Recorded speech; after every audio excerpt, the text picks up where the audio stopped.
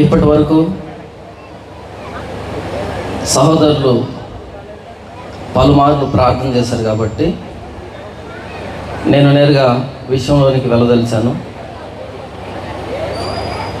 మొట్టమొదటిగా God's grace youth Mandapeta వీరి బృందానికి ప్రభు పేరిట శుభము తెలియజేస్తున్నాను. వేదిక మీద ఉన్నటువంటి నాతోటి దైవజనులందరికీ క్రీస్తునామములో శుభాలు తెలియజేస్తున్నాను. కూడి వచ్చిన మీ అందరికీ క్రీస్తునామములో శుభాలు తెలియజేస్తున్నాను. సహోదరుడు రవి గారు ఆయన ఒకానొక సందర్భంలో వచ్చినటువంటి ఆలోచన, అందరూ చర్చికి వెళ్తున్నారు కానీ నిజంగానే యేసు ప్రభువుని నమ్మారా, నిజంగానే జీవితాలు మార్చబడ్డాయా అన్నటువంటి ఆలోచనలో నుంచి ఈ పరిచర్య పుట్టుకొచ్చింది అని చెప్తూ ఉన్నప్పుడు ఒక విధంగా ఆశ్చర్యం అనిపించింది. ఎందుకు అంటే ఒక్కని ఆలోచన ఫలితం ఈరోజు ఇలా కార్యరూపం దాల్చడం అన్నది నిజంగా ఆశ్చర్యమే. ఇంగ్లీష్లో ఒక సామెత ఉంది, mob has many heads but no brains అని.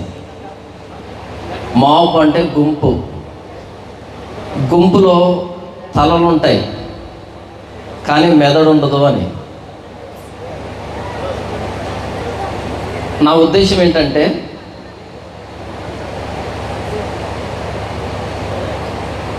ఎక్కువ మంది ఉన్నారని అందరూ ఆలోచిస్తారనుకుంటే పొరపాటు. ఒక్కరికి ఆలోచన పడుతుంది, ఆ ఆలోచన ఆ గుంపునంతటినీ ఏ దిశగా నడిపించాలో అలా నడిపిస్తుంది. కాబట్టి ఈ సమయంలో వాక్యం వినబడుతూ ఉండగా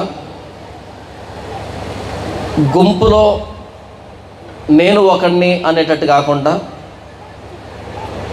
ప్రభు అయిన యేసుక్రీస్తు వారు 12 మంది అపోస్తులను ఏర్పాటు చేసుకుని సర్వప్రపంచాన్ని పంపించాడు. ఆ 12 మంది ఆనాటి ప్రపంచాన్ని తలక్రిందులు చేశారు. ఈరోజు కోటాను కోట్ల మంది క్రైస్తవులుగా మారారు కానీ ఆ రోజు అపోస్తులు ఎలాంటి పరిచర్య చేశారో కనీసం దాని దరిదాపులోని కూడా ఈరోజు మనం వెళ్ళలేకపోతున్నాం. నంబర్ పెరిగింది కానీ అర్థం మారిపోయింది.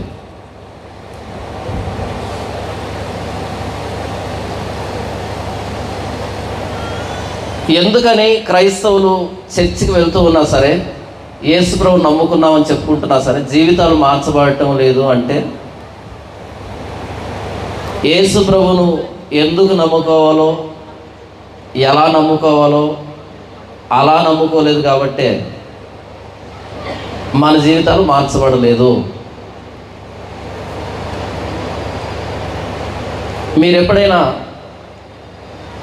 హైందవ గుడులకు వెళ్తే, గతంలో నేను వెళ్ళాను, మీరంతా వెళ్ళి ఉంటారు అని అనుకుంటున్నాను.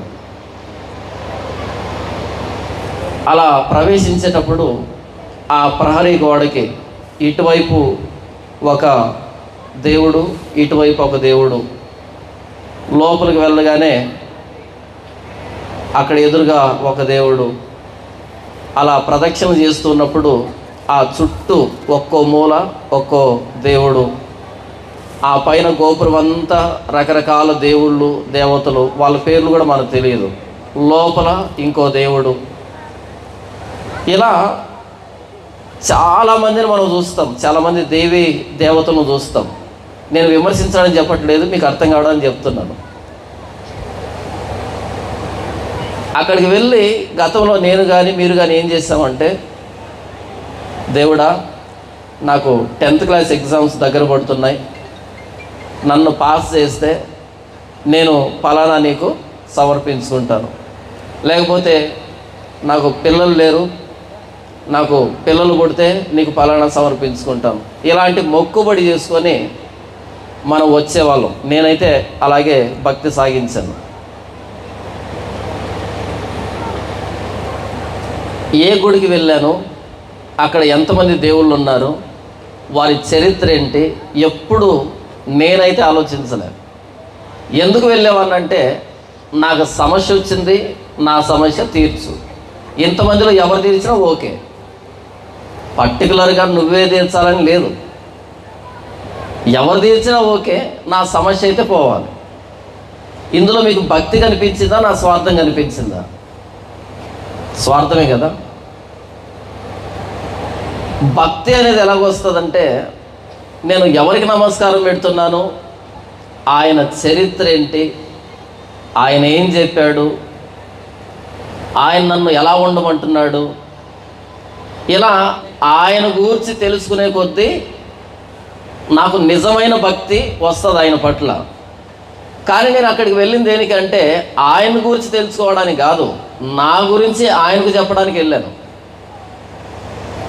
దీన్ని స్వార్థం అంటారు. గతంలో నా భక్తి అలాగే ఉండేది. దీన్ని మనసులో పెట్టుకుంటే, ఇప్పుడు యేసు ప్రభు దగ్గరకు వస్తున్నటువంటి 100 మందిలో 99 మంది ఆ ఒక్కరు నిజంగా వస్తున్నారని నేను చెప్పట్లేదు. 100కు 100 అంటే మేము అలా లేవండి అంటే పొరపాటు కదా, ఇబ్బంది పడాలి. కాబట్టి ఆ ఒక్కట్లో మీరు ఉంటారులే నాయన అని తప్పించుకోవడం అంతే. గతంలో ఎలాగైతే నాకు పలానా సమస్య అని అక్కడికి వెళ్తున్నామో, అలా అంతమందిని ఒకేసారి ఆరాధించడానికి ఏమాత్రం ఇబ్బంది లేనటువంటి చరిత్ర కలిగిన మనకి యేసు ప్రభు ఒక్కడే ఎక్కువ అవుతాడా? కోట్ల మంది దేవీ దేవతల్ని ఏమాత్రం తారతమ్యం లేకుండా, పక్షపాతం లేకుండా, హెచ్చు తగ్గులు లేకుండా అందరినీ సమాన దృష్టితో ఆదరించినటువంటి గత చరిత్ర కలిగిన మనకి యేసు ప్రభు ఒక్కడే ఎక్కువ అవుతాడా? కాడు. కనుకనే ఆయన్ను పట్టుకుని వచ్చుకొని గతంలో మనం చేసినటువంటి భక్తిని ఈయన మీద చూపెడుతున్నాం అంతే. యేసు ప్రభు దగ్గరికి ఆయన ఎవరు, ఆయన ఏం చెప్పాడు, ఆయన దగ్గరికి వచ్చి నేను ఎలా మారాలి అని చెప్పినటువంటి ఈ బైబిల్ను చదివి ఇందులో నుంచి యేసు ప్రభువును అర్థం చేసుకొని రాలేదు. కాబట్టి గతంలో మనం చేసిన భక్తినే యేసు ప్రభువుకు అన్వయిస్తున్నాం, పేరు మార్చామంతే. కాబట్టి ఎవరి జీవితాలు మార్చబడలేదు, మార్చబడవు కూడా. ఇప్పుడు క్రైస్తవులు ఎక్కువ మంది అయిపోయారు. అంటే అలాగే మాట్లాడుకోవాలి. ఇక్కడ కూర్చున్న వాళ్ళంతా ఎవరు ఇంతకీ? క్రైస్తవులు. వాళ్ళు బాప్తిజం తీసుకున్నా తీసుకోకపోయినా, మారు మనసు పొందినా పొందకపోయినా, ఏం చేస్తున్నా సరే వచ్చి కూర్చున్నారు కదా, కాబట్టి క్రైస్తవులు అని పిలవాలి అంతే. ఇలా క్రైస్తవులు పెరిగిపోయారు. రకరకాల సిద్ధాంతాలు వచ్చాయి, రకరకాల నిర్వచనాలు వచ్చాయి. ఒక్కో సంఘం వాళ్ళు యేసు ప్రభువును ఒక్కోలా అర్థం చేసుకుంటున్నారు. ఇలా యేసు ప్రభువుని ఎవరికి నచ్చినట్టుగా వాళ్ళు మలుచుకున్నారు, వారికి అనుగుణంగా మలుచుకున్నారు. ఈ నిర్వచనాలన్నీ పక్కన పెట్టి యేసు ప్రభు పుట్టక ముందు, యేసు ప్రభు పుట్టుకను గూర్చి, ఆయన ఎందుకు పుట్టవలసి వచ్చింది లోకంలో, ఎందుకు పుట్టాలి ఆయన అనే దానికి ఒక సువార్త చెప్పబడింది. ఆ సువార్తని ప్రతి పదాన్ని ఆలోచిద్దాం.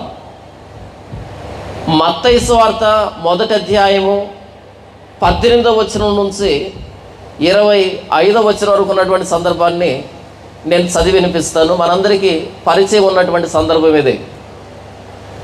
మీరు 1వ వచనం నుంచి 17వ వచనం వరకు మీరు చదివితే రకరకాల వ్యక్తులు, రాజులు, వారి చరిత్ర అంతా చెప్పబడింది. ఈ పైన 17 వచనాల్లో చెప్పన్నటువంటి వ్యక్తులందరూ కూడా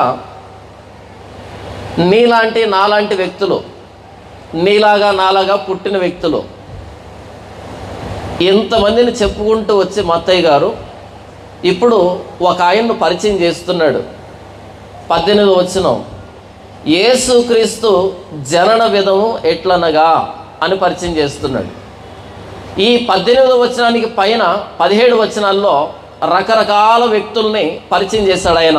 2వ వచనంలో అబ్రహాము ఇస్సాకును కనెను, ఇస్సాకు యాకోబును కనెను, యాకోబు యోదాను అతని అన్నదమ్ములను కనెను. ఇలా పై వచనాల్లో ఉన్న వ్యక్తులు ఎలా ఈ భూమి మీదకి వచ్చారనే దానికి చరిత్ర చెప్పాడు. ఇందులో కొత్తదనం ఏమీ లేదు. అబ్రహాం ఇస్సాకును కన్నాడంట, పెద్ద విశేషమా? ఇలా నీలాంటి నాలాంటి జన్మ కలిగిన వ్యక్తులందరినీ పరిచయం చేసి 18వ వచనంలో యేసుక్రీస్తు జనన విధము ఎట్లనగా, పై వచనంలో చెప్పబడినటువంటి జనన విధానం కాదు ఇది, ఇప్పుడు చెప్పబోతున్నటువంటి జననం. అయితే యేసుక్రీస్తు జననం ఎట్లా జరిగిందంటే, ఎలా జరిగిందంటే అని ఆయన తల్లి అయిన మరియ యోసేపునకు ప్రదానం చేయబడిన తర్వాత వారు ఏకము కాకమునుపు ఆమె పరిశుద్ధాత్మ వలన గర్భవతిగా ఉండెను. ఇలాంటి జననం ఆ పై వచనాల్లో లేదు. ఉందా? లేదు. ఏం చెప్తున్నాడు మా అత్తయ్య గారు అంటే, ఇప్పటి వరకు ఈ భూమి మీద ఇలా పుట్టలేదు, అలా యేసు ప్రభు ఈ లోకానికి వచ్చాడు అని పరిచయం చేస్తున్నాడు. ఒక స్త్రీ పురుషుడు ఇరువురు శారీరకంగా కలిస్తే ఒక కొత్త వ్యక్తి ఈ లోకానికి వస్తాడు, ఒక కొత్త వ్యక్తి. కానీ మరియమ్మకి యోసేపుకి ప్రదానం జరిగిందంట, కానీ పెళ్లి జరగలే, వారు ఏకము కాలే. ఏకము కాకమునుపు ఆమె పరిశుద్ధాత్మ వలన గర్భవతిగా ఉండెను అని ఎందుకు రాస్తున్నాడు అంటే, యేసు ప్రభు కొత్తగా పుట్టినోడు కాదు, ఆయన కొత్తగా పుట్టినవాడు కాదు, ఆయన అప్పటికే ఉన్నవాడు. ఆయన మరియ గర్భం ద్వారా వస్తున్నాడంతే. ఆ పై వచనాల్లోని వ్యక్తులందరూ కొత్తగా పుట్టారు. అబ్రహాము శారమ్మ ఇరువురు కలిసినప్పుడు ఇస్సాకు కొత్తగా పుట్టాడు. ఇస్సాకు అంతకుముందు లేడు. ఇస్సాకు రిబ్కా కలిసినప్పుడు యాకోబు కొత్తగా పుట్టాడు. ఇలా కొత్తగా పుట్టిన వ్యక్తులందరూ పై వచనాల్లో. అయితే 18వ వచనంలో ఆయన తల్లి అయిన మరియ యోసేపునకు ప్రదానం చేయబడిన తరువాత వారు ఏకము కాకమునుపు పరిశుద్ధాత్మ వలన గర్భవతిగా ఉండెను. అంటే యేసు ప్రభు అప్పుడే కొత్తగా పుట్టినవాడు కాదు, ఆయన అంతకంటే ముందు ఉన్నవాడు, సృష్టికి ముందే ఉన్నవాడు. మరియ గర్భం ద్వారా ఆయన వస్తున్నాడు. అంటే యేసు ప్రభు జన్మని ప్రత్యేకమైనదిగా, పరసంబంధమైనదిగా, మనకు అర్థం కానిదిగా, ఆ పై వచనాల్లో చెప్పబడిన జన్మలు వేటినైతే చేయలేకపోయాయో వాటిని చేయడానికి ఒక ప్రత్యేకమైన జన్మ జరుగుతుంది అని చెప్తున్నాడు యేసు ప్రభు పుట్టుకును గూర్చి మత్తయ్య గారు.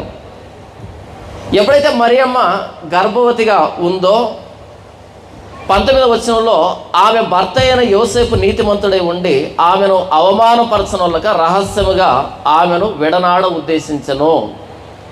యోసేపుకి ఆ విషయం తెలిసి ఆమెను రహస్యంగా విడనాడాలి అనుకున్నాడంట. ఈ మధ్య కొంతమంది యూట్యూబ్లో యేసు ప్రభువుని ఎలాగైనా తక్కువ చేయాలి అనేటువంటి పోరంబోకులు తయారయ్యారు. యోహాను సువార్తలో మేము వ్యభిచారం వలన పుట్టిన వారం కాము అని యూదులు అంటారు యేసు ప్రభుని. యోహాను సువార్తలో వాళ్ళు ఎందుకు అలా అన్నారు అంటే,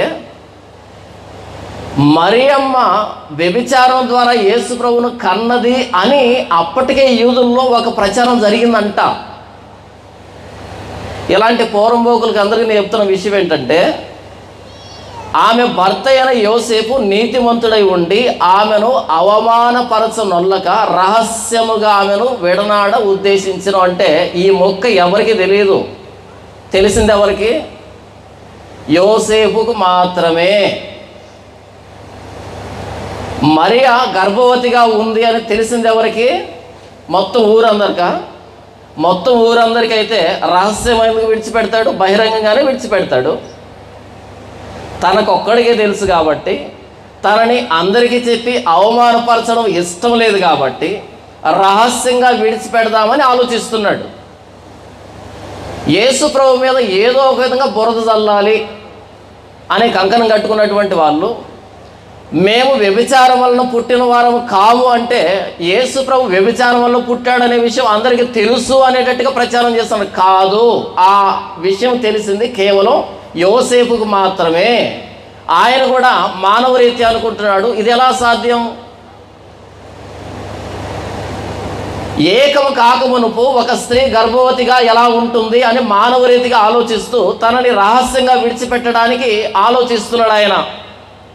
ఎవ్వరికి తెలియదు ఈ విషయం, తరువాత కూడా ఎవరికి తెలియదు ఈ విషయం. తెలిసింది యోసేపుకే. ఆయన రహస్యంగా విడిచిపెట్టాలి అనుకుంటున్నాడు. ఇప్పుడు 20వ వచనంలో అతడు ఆ సంగతులను గూర్చి ఆలోచించుకొనుచుండగా, అందరితో మాట్లాడటంలే, తానే ఆలోచించుకుంటున్నాడు. ఇదిగో ప్రభుదూత స్వప్నముందు అతనికి ప్రత్యక్షమై, దావీదు కుమారుడు అయిన యోసేపు, నీ భార్య అయిన మరియను చేర్చుకొనుటకు భయపడకము, ఆమె గర్భము ధరించినది పరిశుద్ధాత్మ వలన కలిగినది. ఆయన అలా ఆలోచిస్తూ ఉన్నప్పుడు ఆయన సందేహాన్ని నివృత్తి చేయడానికి, ఆయన అనుమానాన్ని తీర్చడానికి ఎవరు వచ్చారంట? దేవదూత గబ్రియేలు అనే పేరు కలిగిన దేవదూత వచ్చి ఆయనతో మాట్లాడుతున్నాడు. ఏమని? దావీదు కుమారుడు అయిన యోసేపు, నీ భార్య అయిన మరియను చేర్చుకున్నట్టుకు భయపడకము, ఆమె గర్భం ధరించినది పరిశుద్ధాత్మ వలన కలిగినది. ఇప్పుడు చాలామందికి రాత్రి పడుకోగానే దేవుడు మాట్లాడుతూ ఉంటాడు. చాలామందికి ఒక స్నేహితుడు మాట్లాడినట్టుగా దేవుడు నాతో ఏం మాట్లాడాడంటే, ఒరే నాయన, బైబిల్లో చాలా మాట్లాడాడు, వీటికి అర్థాలు తెలియక వస్తున్నావు, వీటి గురించి ఏదైనా చెప్పురా అంటే వీటికి అర్థాలు లేవు. ఈయనతో ప్రత్యేకంగా దేవుడు మాట్లాడుతుంటాడు. మరొకసారి చెప్తాను వినండి. దేవుడు నాతో ఏం మాట్లాడాడంటే అంటే వెంటనే లేచి వెళ్ళిపోండి, ఇక వినకండి. ఎందుకంటే ఇక్కడ మాట్లాడాడు, చాలా విషయాలు మాట్లాడాడు. 1021 పేజీలు మాట్లాడితే వాటికి అర్థాలు తెలియక నానా ఇబ్బందులు పడుతున్నాం. మరలా ప్రత్యేకంగా నీతో మాట్లాడితే ఇది వినేంత ఓపిక ఎవరికి లేదు. ఇక్కడ యోసేపుతో దేవదూత మాట్లాడుతున్నాడు. మాట్లాడుతూ 22వ వచనంలో, ఇదిగో కన్యక గర్భవతి అయి కుమారుని కనును, ఆయనకు ఇమ్మానుయేలుని పేరు పెట్టుదురు అని ప్రభువు తన ప్రవక్త ద్వారా పలికిన మాట నెరవేరునట్లు ఇదంతయు జరిగెను అని యెషయా గ్రంథం 7వ అధ్యాయం 14వ వచనాన్ని యోసేపుకు వివరిస్తున్నాడు దేవదూత. దేవుడు మనతో ఇందులో లేని విషయాన్ని మాట్లాడడం, ఇందులో ఉన్న విషయాన్ని, మనకు అర్థం కాని విషయాన్ని అర్థం చేయిస్తాడు. యేసు ప్రభు ఎమ్మాయి గ్రామంలో ఆ శిష్యులతో సొంత మాటలు మాట్లాడా, లేకపోతే తన గురించి మోషే గ్రంథంలోను, కీర్తన గ్రంథంలోను, ప్రవక్తల గ్రంథాల్లోనూ ఉన్న మాటలు ఎత్తి వారికి వాటి భావాన్ని తెలియజేశాడా? వ్యక్తిగతంగా మాట్లాడలే. ఆయన గ్రంథాల్లో ఉన్నటువంటి తన గురించి లేఖనాలన్నింటినీ విశదీకరించాడు. దేవుడు ఎప్పుడు కూడా అంతకుముందే బయలుపరచబడినటువంటి లేఖనాల్లో నుంచే మనతో మాట్లాడతాడు. యేసుప్రభు దగ్గరికి అపవాది వచ్చి నీవు దేవుని కుమారుడు అయితే అనగానే యేసుప్రభు తన వ్యక్తిగతంగా స్పందించాడా? లేకపోతే ఇలా వ్రాయబడింది అని ధర్మశాస్త్రాన్ని ఉటంకిస్తూ వచ్చాడా? కాబట్టి ఇప్పుడు దేవుడు నీతో నాతో మాట్లాడుతున్నాడు అంటే ఇందులో లేనటువంటి సత్యాన్ని మాట్లాడితే మనం వినాల్సిన అక్కర్లే. ఆయన దేవుడు కాదు. ఇందులో ఉన్న విషయాన్ని మనకు అర్థం చేయించేవాడే దేవుడు. దేవదూత యోసేపు దగ్గరికి వచ్చి, యోసేపు, నీకు ప్రదానం చేయబడిన మరియ గర్భవతి అయింది, ఇది పరిశుద్ధాత్మ దేవుని వలన జరిగింది. ఎందుకు నమ్మాలి? కలలో గబ్రియేలు దేవదూత వచ్చాడు, మాట్లాడుతున్నాడు. ఎందుకు నమ్మాలి? జరుగుతుందా? ఎలా? ఒక స్త్రీ పురుషుని ప్రమేయం లేకుండా గర్భవతి అవుతుందా? పరిశుద్ధాత్మ దేవుని వల్ల గర్భవతి అవుతుందా? ఇలాంటి చరిత్ర ఉందా అసలు?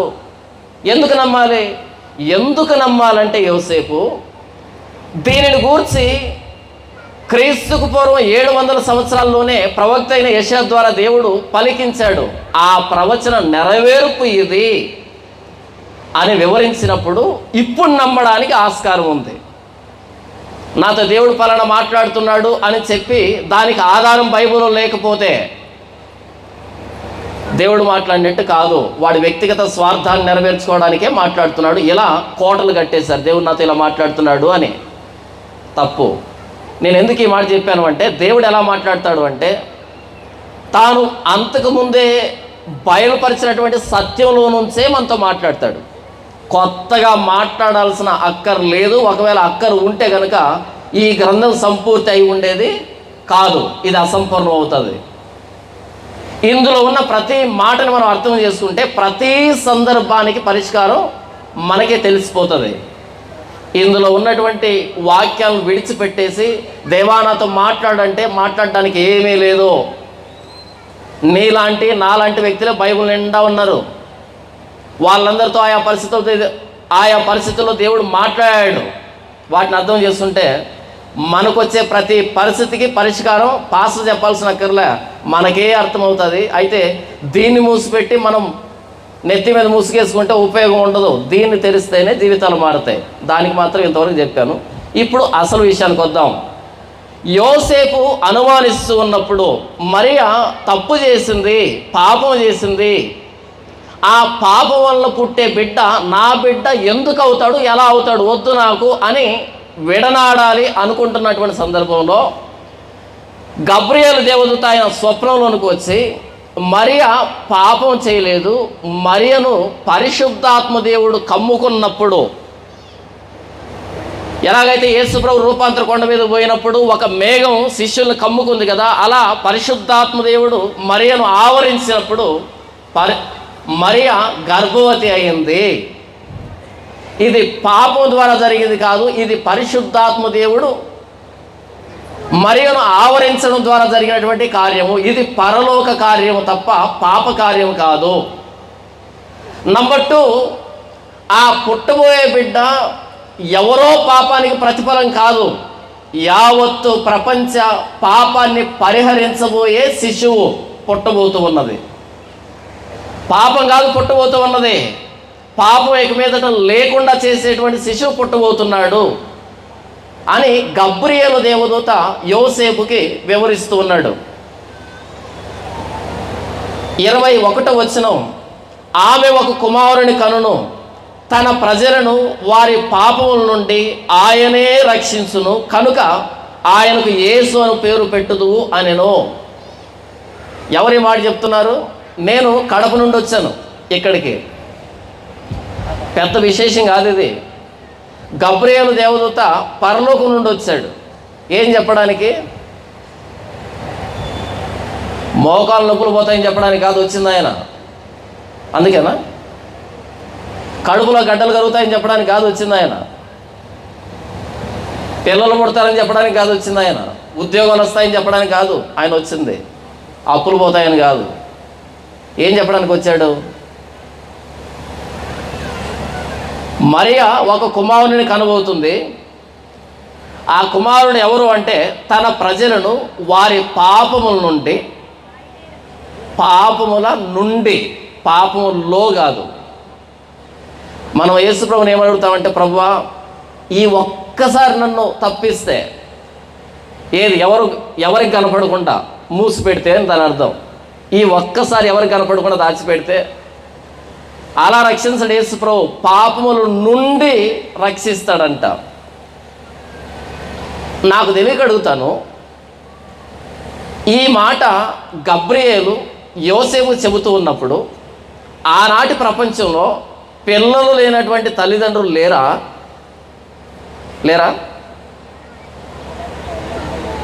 ఈ మాట గబ్రియేలు యోసేపుకు చెబుతూ ఉన్నప్పుడు, యేసుప్రభు ఎవరంటే, ఎందుకు వస్తున్నాడంటే అని చెబుతూ ఉన్నప్పుడు అప్పులతో ఉన్నవాళ్ళు లేరా? సమస్యలతో ఉన్నవాళ్ళు లేరా? వ్యాధులతో ఉన్నవాళ్ళు లేరా? దయాలతో ఉన్నవాళ్ళు లేరా? మరణపు టంచుల్లో ఉన్న వాళ్ళు లేరా?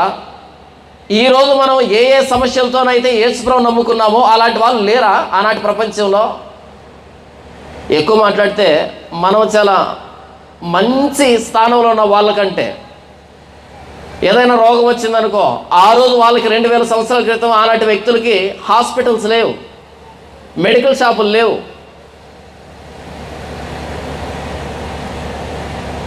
ఏదైనా సమస్య వస్తే పరిగెత్తడానికి పోలీస్ స్టేషన్ లేవు, అప్పుడు ఉన్నాయా? ఎక్కడైనా సమస్య వస్తే వాలంటరీగా స్వచ్ఛందంగా తమను తాము సమర్పించుకొని మనకు సహాయం చేసేటువంటి వ్యవస్థ లేదు ఆ రోజుల్లో. ఇంత పటిష్టమైనటువంటి వ్యవస్థ లేదు, ఇంత సొఫిస్టికేటెడ్ టెక్నాలజీ లేదు అసలు. ఈరోజు క్షణాల్లో ప్రతిదాన్ని మనం పరిష్కరించుకుంటున్నాం, ప్రతిదాన్ని. ఆ రోజు ఇలా లేదు వ్యవస్థ. మరి అలాంటప్పుడు సమస్యల్లో నుండి రక్షించే యేసు ప్రభు ఇప్పుడు అవసరమా, అప్పుడు అవసరమా? అప్పుడు అవసరం కదా. ఈరోజు ప్రతిదానికి పరిష్కారం ఉంది. అయితే గబ్రియేలు దేవదూత వచ్చి ఇప్పుడు పరిశుద్ధాత్మ దేవుని ద్వారా ఈ లోకానికి రాబోతున్నటువంటి ఈ శిశువు దేనికి వస్తున్నాడు అంటే, మానవ సంబంధమైన సమస్యలకి పరిష్కారం చూపెట్టడానికి కాదు, భూ సంబంధమైన విషయాలకి పరిష్కారాన్ని చూపెట్టడానికి కాదు. మరి దేనికి? ఆమె ఒక కుమారుని కనును, తన ప్రజలను వారి పాపముల నుండి ఆయనే రక్షించును. ఒకవేళ ఈ భూ సంబంధమైన అప్పుల నుంచి విడుదల ఇవ్వాలి అంటే ఈ మొదటి వచనం నుంచి 17వ వచనం వరకు ఉన్నటువంటి వ్యక్తులు ఉన్నారు చూసారా, వీళ్ళు సరిపోతారు? సరిపోరు. ఒకవేళ శత్రు సామ్రాజ్యాల నుంచి విడుదల కావాలి అంటే ఈ మొదటి వచనం నుంచి 17వ వచనం వరకు ఉన్నటువంటి రాజులు సరిపోతారు. కనుక ఆయనకు యేసు అని పేరు పెట్టుదు అన్నప్పుడు, యేసు అంటే ఎవరో తెలుసా? యెహోషువ. గ్రీకు నేమే యేసు. జాషువా ఉన్నాడా పాత నిబంధనలో? యెహోషువ హెబ్రీ పేరు కదా అది. దాన్ని గ్రీకులోనికి తెచ్చుకుంటే యేసు, ఈసోస్. పాత నిబంధనలో యెహోషువనే, కొత్త నిబంధనలో యేసు ప్రభు పేరు గురించి మాట్లాడుతున్నా. అది హెబ్రీ పేరు, యేసు అనేది గ్రీకు పేరు. కనుక ఆయనకు యెహోషువ అని పేరు పెట్టుదు అని హెబ్రీలో అన్నా, కనుక ఆయనకు యేసు అని పేరు పెట్టుదు అని గ్రీకులో అన్నా, రెండు ఒకటే. అంటే యేసు అనే పేరు కొత్తది కాదు యూదులకి, సాధారణమైన పాత పేరే. మరైతే యెహోషువకి యేసు ప్రభుకి తేడా ఏంటి? యెహోషువ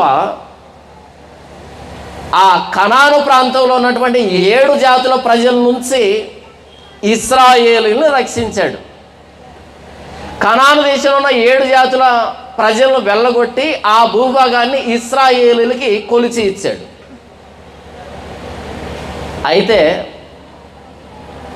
గబ్రియేలు దేవదూత కనుక యేసు అని పేరు పెట్టుదు అని ప్రకటించిందే, ఈ యేసు ఎవరు అంటే కనానీయుల నుంచి రక్షణ ఇవ్వడంట ఆయన, శత్రు సామ్రాజ్యాల నుంచి రక్షణ ఇవ్వడంట ఆయన. ఎక్కడి నుంచి ఇస్తాడంట? వారి పాపముల నుండి ఆయనే రక్షించును. మొదటి వచనం నుంచి 17వ వచనం వరకు ఉన్నటువంటి వ్యక్తులు భూ సంబంధమైన వ్యక్తులు. అందులో ఏ రాజు దగ్గరకు పరిగెత్తినా నాకు పలానా సమస్య ఉందంటే పరిష్కారం చూపెట్టగలుగుతాడు. ఒక స్త్రీకి ఒక పురుషుడికి పుట్టినటువంటి వ్యక్తులు మన సమస్యలకు పరిష్కారం ఇవ్వగలరు. గుండెను తీసి మరలా గుండెను అమరుస్తున్నారు, తెలుసా టెక్నాలజీ? కన్నులు లేని వారికి కన్నులు ఇస్తున్నారు, తెలుసా టెక్నాలజీ? ఎన్ని మిరాకిల్స్ సృష్టిస్తున్నారు అంటే, ఎంత డెవలప్ అయిపోయిందంటే చేయగలరు. ఒక స్త్రీకి పురుషుడికి పుట్టినటువంటి సాధారణమైన వ్యక్తులు మిరాకిల్ చేస్తున్నారు. మెడికల్ ఫీల్డ్లోను, టెక్నాలజీలోను, ఈ సాంకేతికత విషయంలో చాలా మిరాకిల్ చేస్తున్నారు. ఒకవేళ అవే కనుక కావాలంటే పురుషుని ప్రమేయం లేకుండా పుట్టినటువంటి పరిశుద్ధాత్మ దేవుని సహాయంతో పుట్టినటువంటి ఈ యేసు మనకు అక్కర్లే. ఒకవేళ కనుక అవే అవసరాలు కనుక మనకు కావాలి అంటే, పురుషుని ప్రమేయం లేకుండా స్త్రీకి మాత్రమే, స్త్రీ ద్వారానే ప్రభు అయిన యేసుక్రీస్తు వారు ఎందుకు ఈ లోకానికి వచ్చాడు అంటే, ఒక సమస్య ఉంది, ఆ సమస్యని ఏ మానవుడు పరిష్కరించలేకపోతున్నాడు, పరిష్కారం తెలియటం లేదు. తన ప్రజలను చూడండి, అక్కడ తన ప్రజలను వారి పాపముల నుండి అన్నాడు. తన ప్రజలంటే ఎవరు? యూదులు, ఇశ్రాయేలీలు. తన ప్రజలు అంటే ఇశ్రాయేలీలు లేదా యూదులు. యూదుల చేతిలో ధర్మశాస్త్రం ఉంది. 613 ఆజ్ఞలు ఉన్నాయి. 613 ఆజ్ఞలు కలిగినటువంటి ధర్మశాస్త్రం ఏ వ్యక్తిని నీతిమంతుడిగా చేయలేకపోయింది. అందులో శక్తి లేదు అని కాదు, దాన్ని నెరవేర్చే శక్తి ఏ ఇశ్రాయేలుడికి లేకపోయింది. చివరికి దాన్ని తీసుకున్న మోషేకి కూడా సాధ్యం కాలేదు. మరొకసారి చెప్తున్నాను, ధర్మశాస్త్రం మంచిది కాదని చెప్పటం లే. ధర్మశాస్త్రం అంటే దేవుని మాట. దేవుని మాట అంటే దేవుని ఆలోచన. దేవుని ఆలోచన అంటే దేవుని స్వభావం. దేవుని స్వభావాన్ని 613 ఆజ్ఞల రూపంలో మీరు ఎలా బ్రతకాలి అని తన చిత్తాన్ని ఆయన వ్రాసి ఇస్తే మోషే ద్వారా, దాన్ని తీసుకున్న మోషే కూడా దేవుని ఆలోచనకు సరితూగలేకపోయాడు, సంపూర్ణుడు కాలేకపోయాడు, నీతిమంతుడు కాలేకపోయాడు. ధర్మశాస్త్రాన్ని పట్టుకున్నటువంటి యూదులకే దేవుని ఆలోచనకు సరితూగలేకపోతే మరి ధర్మశాస్త్రం లేనటువంటి మిగిలిన ప్రపంచం మీకు అర్థమవుతుందా? ధర్మశాస్త్రం తీసుకున్నటువంటి ఆ నిబంధన ప్రజలకే పాపాన్ని గెలవడం సాధ్యం కాకపోతే, దేవుడికి అనుకూలంగా బ్రతకడం చేత కాకపోతే, దాన్ని తీసుకున్న మోషేకే సాధ్యం కాకపోతే, ఇక ధర్మశాస్త్రం అంటే ఏంటో తెలియనటువంటి మిగిలిన ప్రపంచానికి నీతి అనేది ఎలా తెలుస్తుంది? పరిశుద్ధత అనేది ఎలా తెలుస్తుంది? ఎలా బ్రతకగలరు?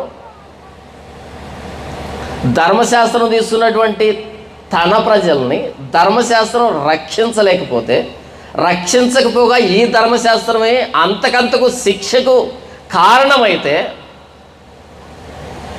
తన ప్రజలను ఎవరు రక్షిస్తారంట? వారి పాపముల నుండి ఆయనే అంటే రక్షణకు అధిపతి ప్రభు అయిన యేసుక్రీస్తు వారు. అపోస్తుల కార్యములు 4వ అధ్యాయం 12వ వచనంలో, మరి ఏ నామమున రక్షణ పొందలేము కానీ, మరి ఏ నామమున, మనుషుల్లో ఇవ్వబడిన ఏ నామమును కూడా మనకు రక్షణ లేదు. ఏ నామంలో రక్షణ? ప్రభు అయిన యేసుక్రీస్తు వారి నామంలో మాత్రమే రక్షణ అని అంటాడు భక్తుడు. మనుషుల్లో ఇవ్వబడిన ఏ నామంలో రక్షణ లేదు, కేవలం ప్రభు అయిన యేసుక్రీస్తు వారిలోనే. దాన్ని యేసు ప్రభు అంటాడు, నేనే మార్గం, నేనే సత్యం, నేనే జీవం, నా ద్వారానే తప్ప ఎవరును తండ్రి వద్దకు రారు. దాన్నే గబ్రియేలు దేవదూత వీరందరికంటే ముందు చెప్తున్నాడు. యేసు ప్రభు పుట్టక ముందే చెప్తున్నాడు ఇదంతా. యేసు ప్రభు పుట్టిన తర్వాత కాదు, పుట్టక ముందు చరిత్ర ఇది. పుట్టక ముందు గబ్రియేలు చెప్పినటువంటి సువార్త ఇది. నేను వివరిస్తున్నాను అంతే. మనకి ఎన్ని సువార్తలు తెలుసు? మత్తయి సువార్త, మార్కు సువార్త, లూకా సువార్త, యోహాను సువార్త. అసలు మత్తయి సువార్త ప్రారంభం కాకముందే గబ్రియేలు సువార్త చెప్పాడు యేసు ప్రభు గురించి. ఆయన ఎవరో, ఎందుకు వస్తున్నాడు అని. తన ప్రజలను వారి పాపముల నుండి ఆయనే రక్షించును. ఇంకెవ్వరికి సాధ్యం కాదు రక్షించడము. రక్షణకు అధిపతి ప్రభు అయిన యేసుక్రీస్తు వారు. ధర్మశాస్త్రం పట్టుకున్నటువంటి ఇశ్రాయేలులకే రక్షణ అవసరమైతే, మరి ధర్మశాస్త్రం అంటే ఏంటో కూడా తెలియనటువంటి మిగిలిన ప్రపంచానికి రక్షణ అంటే ఎలా అర్థమవుతుంది? కనుక అటు యూదులు కానివ్వు, ఇటు మిగిలినటువంటి అన్ని జనాంగాన్ని కానివ్వు, ఆయనే రక్షిస్తాడు. వేటి నుంచి రక్షిస్తాడు? కడుపులో గడ్డల నుంచి కాదా? పిల్లలు పుట్టకుండా సతమతమవుతున్నటువంటి వారి గొడ్డుబోతుతనం నుంచి కాదా? అప్పుల నుంచి కాదా? ఎందుకు నేను పదే పదే అడుగుతున్నాను అంటే, నిర్వచనాలని మర్చిపోయాం, డెఫినేషన్లు మర్చిపోయాం. అసలు యేసు అంటే ఆ పదానికి అర్థం ఏంటో మర్చిపోయింది క్రైస్తవ సమాజం. జాన్ బనియన్ అని యాత్రికుని ప్రయాణం పుస్తకం రాశాడు. ఈసారి బైబిల్ బుక్ స్టోర్కి వెళ్తే వెతకండి, యాత్రికుని ప్రయాణం, ఇంగ్లీష్లో అయితే పిలిగ్రమ్స్ ప్రోగ్రెస్ అని ఉంటుంది, జాన్ బనియన్. ఖచ్చితంగా తీసుకోండి. క్రైస్తవ హతసాక్షులని జాన్ పాక్స్ అని ఒక ఆయన రాశాడు, ఆ పుస్తకాన్ని కూడా తీసుకొని చదవండి. ఏ పుస్తకాలు తీసుకుంటారు? యేసుతో నా అనుభవం అనే పుస్తకాలు కనబడితే చీచి అనుకోండి. నీ అనుభవాలు మాకు వద్దు, సారీ, నీ అనుభవాన్ని నీ దగ్గర పెట్టుకో. క్రైస్తవ పుస్తకాల షాపులోనికి వెళ్తే యేసుతో నా అనుభవం, నీ అనుభవంతో నాకెందుకు? మనకు అదే కనబడుతుంది కదా. నీ అనుభవం నిజమా? నిజమా? ఏమో,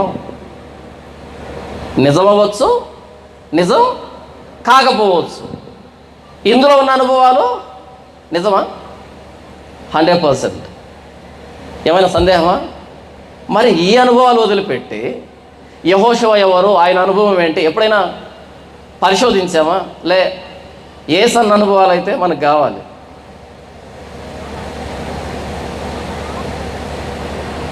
మలాకి అనుభవం మనకు తెలుసా? తెలీదు. జపనీ శాస్త్రి అనుభవాలు కావాలి మనకి కదా. నేను ఉదాహరణ చెప్తున్నా, పర్టికులర్గా చెప్పటంలే, పర్టికులర్ కూడా ఉదాహరణకి ఎవరో అనుభవాలు ఎందుకు మనకి, ఇందులో బోలెడన్ని అనుభవాలు. రాత్రింబవలు ధ్యానిద్దాం. పరిశుద్ధాత్మ దేవుడు ముద్ర వేశాడు, నా ప్రేరేపణ ఈ మాటలని. వీటిని గాలి కుదిలిపెట్టి ఎవరెవరో అనుభవాలు, ఎవరెవరో సాక్ష్యాలు, ఎవరెవరో. అందుకే మన బతుకులు ఇలా తెల్లారాయి. జాన్ బనియన్ యాత్రికుని ప్రయాణం పుస్తకం రాస్తే బైబిల్ తర్వాత అత్యంత ఎక్కువగా అమ్ముడైనటువంటి కాపీ ఆ పుస్తకం. మనకు తెలియదు చాలామందికి ఆ పుస్తకం ఒకటి ఉందని. ఆయన మరణించిన తర్వాత ఆయన వెళ్తూ వచ్చినటువంటి చర్చినే మ్యూజియంగా మార్చారు. జాన్ బనియన్ మ్యూజియంగా మార్చి అందులో ఆయన పుస్తకాలు, ఆయన వాడినటువంటి వస్తువులు, ఆయనకు సంబంధించినటువంటి ఎగ్జిబిషన్గా తయారు చేశారు దాన్ని మొత్తం. ప్రపంచవ్యాప్తంగా వెళ్తున్నారు చూడడానికి. జాన్ బనియన్ అంటే చాలా గొప్ప దైవజనుడు, యేసు ప్రభు కోసం కొన్ని 10 సంవత్సరాలు చెరసాలలోనే గడిపాడు అనేటట్టుగా ఎక్కడెక్కడి నుంచి వెళ్తున్నారు. అది ఒక మ్యూజియం ఇప్పటికి ఉంది. అలా ఒక దైవజనుడు వెళ్ళాడు, ఆయన పేరు అప్రస్తుతం. ఆయన వెళ్ళి మొత్తం అంతా తిరిగాడు. జాన్ బనియన్ గురించి ఆ అనుభవాలు, ఆయన వాడినటువంటి ఆ పుస్తకాలు, ఆ పెన్నులు, ఆ వస్తువులు, ఆయన వ్రాసిన విధానం, ఆయన జైల్లో ఉన్నటువంటి విధానం అంతా చూసి గుండెంతా బరువు ఎక్కిపోయింది. అయ్యో, ఎంత అద్భుతమైన సేవ చేశాడు, ఎంత దేవుడి కోసం బలంగా వాడబడ్డాడు, నేను ఎప్పుడు ఇలా సేవ చేస్తానట్టుగా గుండెంతా భారంగా నింపబడి అలా కౌంటర్ దగ్గరకు వచ్చాడు. ముందు వెళ్ళేటప్పుడు ఈ కౌంటర్లో ఆవిడ దగ్గర టికెట్ తీసుకొని లోపలికి వెళ్ళాడు. అంతా చూసి మరలా వచ్చేటప్పుడు మన భావాన్ని ఎవరితోనైనా పంచుకుంటే కదా మనకు తృప్తిగా ఉంటుంది. ఆ కౌంటర్ దగ్గరకు వచ్చి, సిస్టర్, నిజంగా జాన్ బనియన్ ఎంత గొప్పోడు కదా, అసలు ఎంత బాగా దేవుడి కోసం వాడబడ్డాడు, జీవితం అంటే అది కదా సిస్టర్ అని అడిగిన. గుండెలు బరువు ఎక్కిపోయాయి. అప్పుడు ఆవిడంది, ఏమో సార్ నాకు తెలీదు అంది ఆవిడ. ఈయన కంగు తిన్నాడు. ఏంటి? ఏమో సార్ నాకు తెలీదు. ఏంటి తెలీదా? తెలీదు, నేను చదవలే. ఎక్కడుంది ఆవిడ? ఆయన కూర్చున్నటువంటి మ్యూజియంలోకి వెళ్ళడానికి టికెట్లు ఎవరు ఇస్తున్నారు? ఏవిడే. ఏం తెలియదంట? ఆ జాన్ బనియన్ ఎవరో తెలియదంట. నిజం. ఇంతవరకు చెప్పింది కల్పించిన స్టోరీ కాదు, నిజంగా జరిగిన సంఘటన. ఆయన నోరు ఎల్లబెట్టాడు. అంతవరకు గుండె నింపబడింది కదా. ఆయనకి ఎలా స్పందించాలో అర్థం కాలే. ఏంటి, ప్రపంచవ్యాప్తంగా వచ్చి జాన్ బనియన్ ఎవరని ఇంతగా ఇన్స్పైర్ అవుతూ ఉంటే ఆయన చూడ్డానికి వెళ్ళడానికి కౌంటర్లో టికెట్లు ఇస్తున్నటువంటి ఈవిడ జాన్ బనియన్ గురించి తెలియదు, ఆయన పుస్తకాన్ని ఒక్కసారి కూడా చదవలే. మరి ఎందుకుంది అక్కడ? ఉద్యోగం అంతే. అది ఏంటది? అదొక ఉద్యోగం. అచ్చం మనలాగే ఎందుకు వచ్చి కూర్చున్నాం మనం? రావాలి కాబట్టి, రాకపోతే బాగుండదు కాబట్టి అలవాటు పడ్డాం. సమావేశాలకి అలవాటు పడ్డాం, వాక్యానికి అలవాటు పడ్డాం, క్రైస్తవ పద్ధతులకి తప్ప ఆ కౌంటర్లో టికెట్లు అమ్ముకుంటున్న ఆవిడికి జాన్ బనీన్ గురించే తెలియకపోవచ్చు. యేసు ప్రభు గురించి తెలిసేమో. మరి మనకి యేసు ప్రభు గురించే తెలియదు. చూసారా మన గొప్పతనం? మీకు అర్థం కాదు మీ గొప్పతనం? మీకెవరి గురించి తెలియదు? యేసు ప్రభు గురించి తెలియదు. ఎవరి గురించి తెలుసు? మిగతా అందరి గురించి తెలుసు. తెలుసా తెలీదా?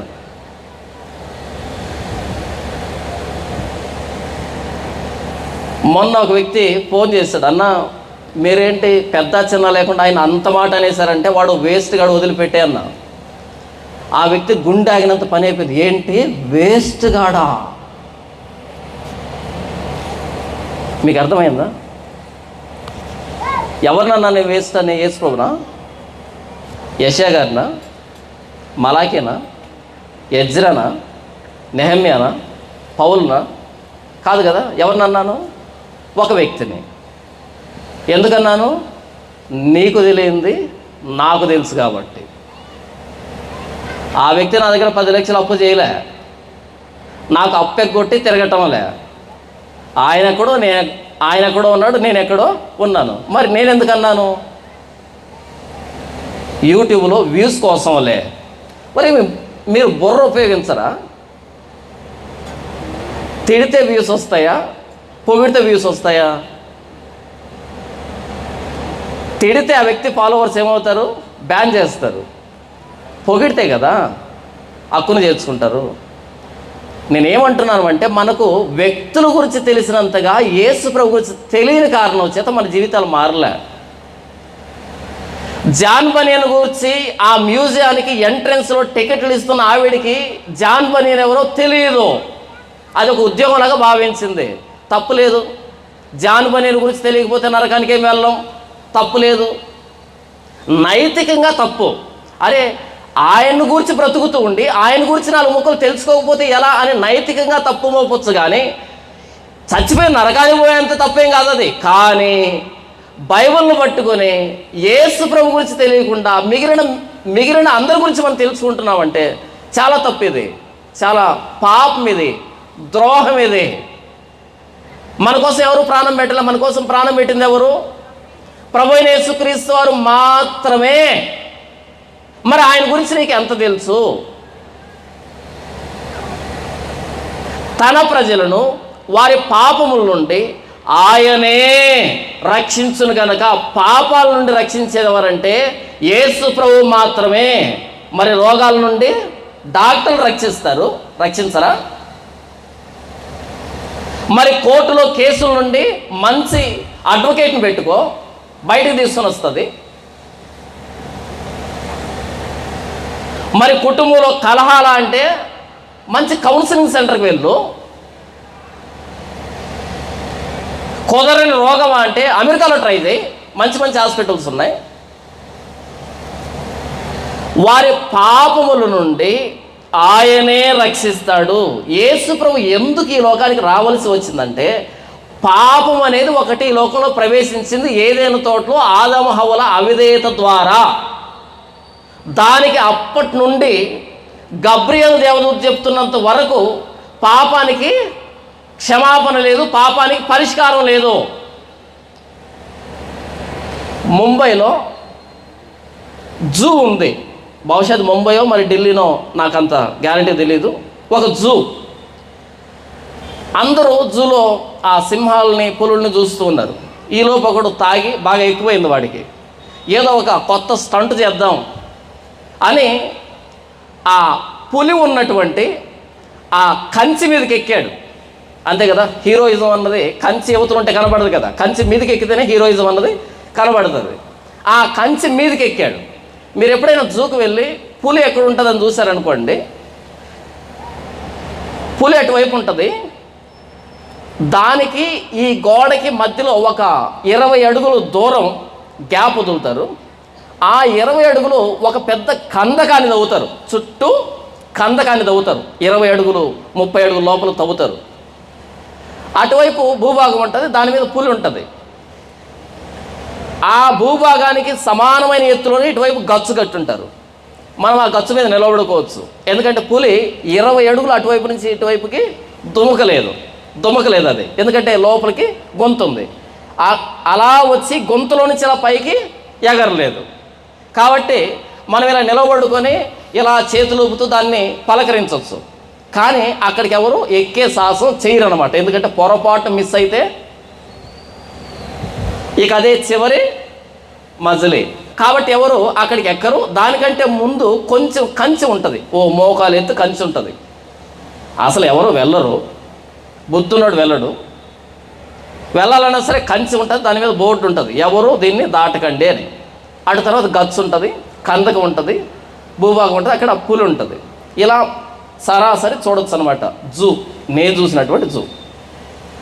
వీడేం చేశాడు, తాగి ఎక్కువై ఆ కంచె దాటి ఆ గచ్చు మీదకి వెళ్ళి అక్కడ విన్యాసాలు చేస్తున్నాడు. చూసారు నా గొప్పతనం అని. బాగానే నడిచింది హీరోయిజం అన్నది 5 నిమిషాలు. 6వ నిమిషంలో పొరపాటును మిస్ అయ్యి కింద పడిపోయాడు. అటువైపు బాగా తాగున్నాడు, తలకెక్కింది.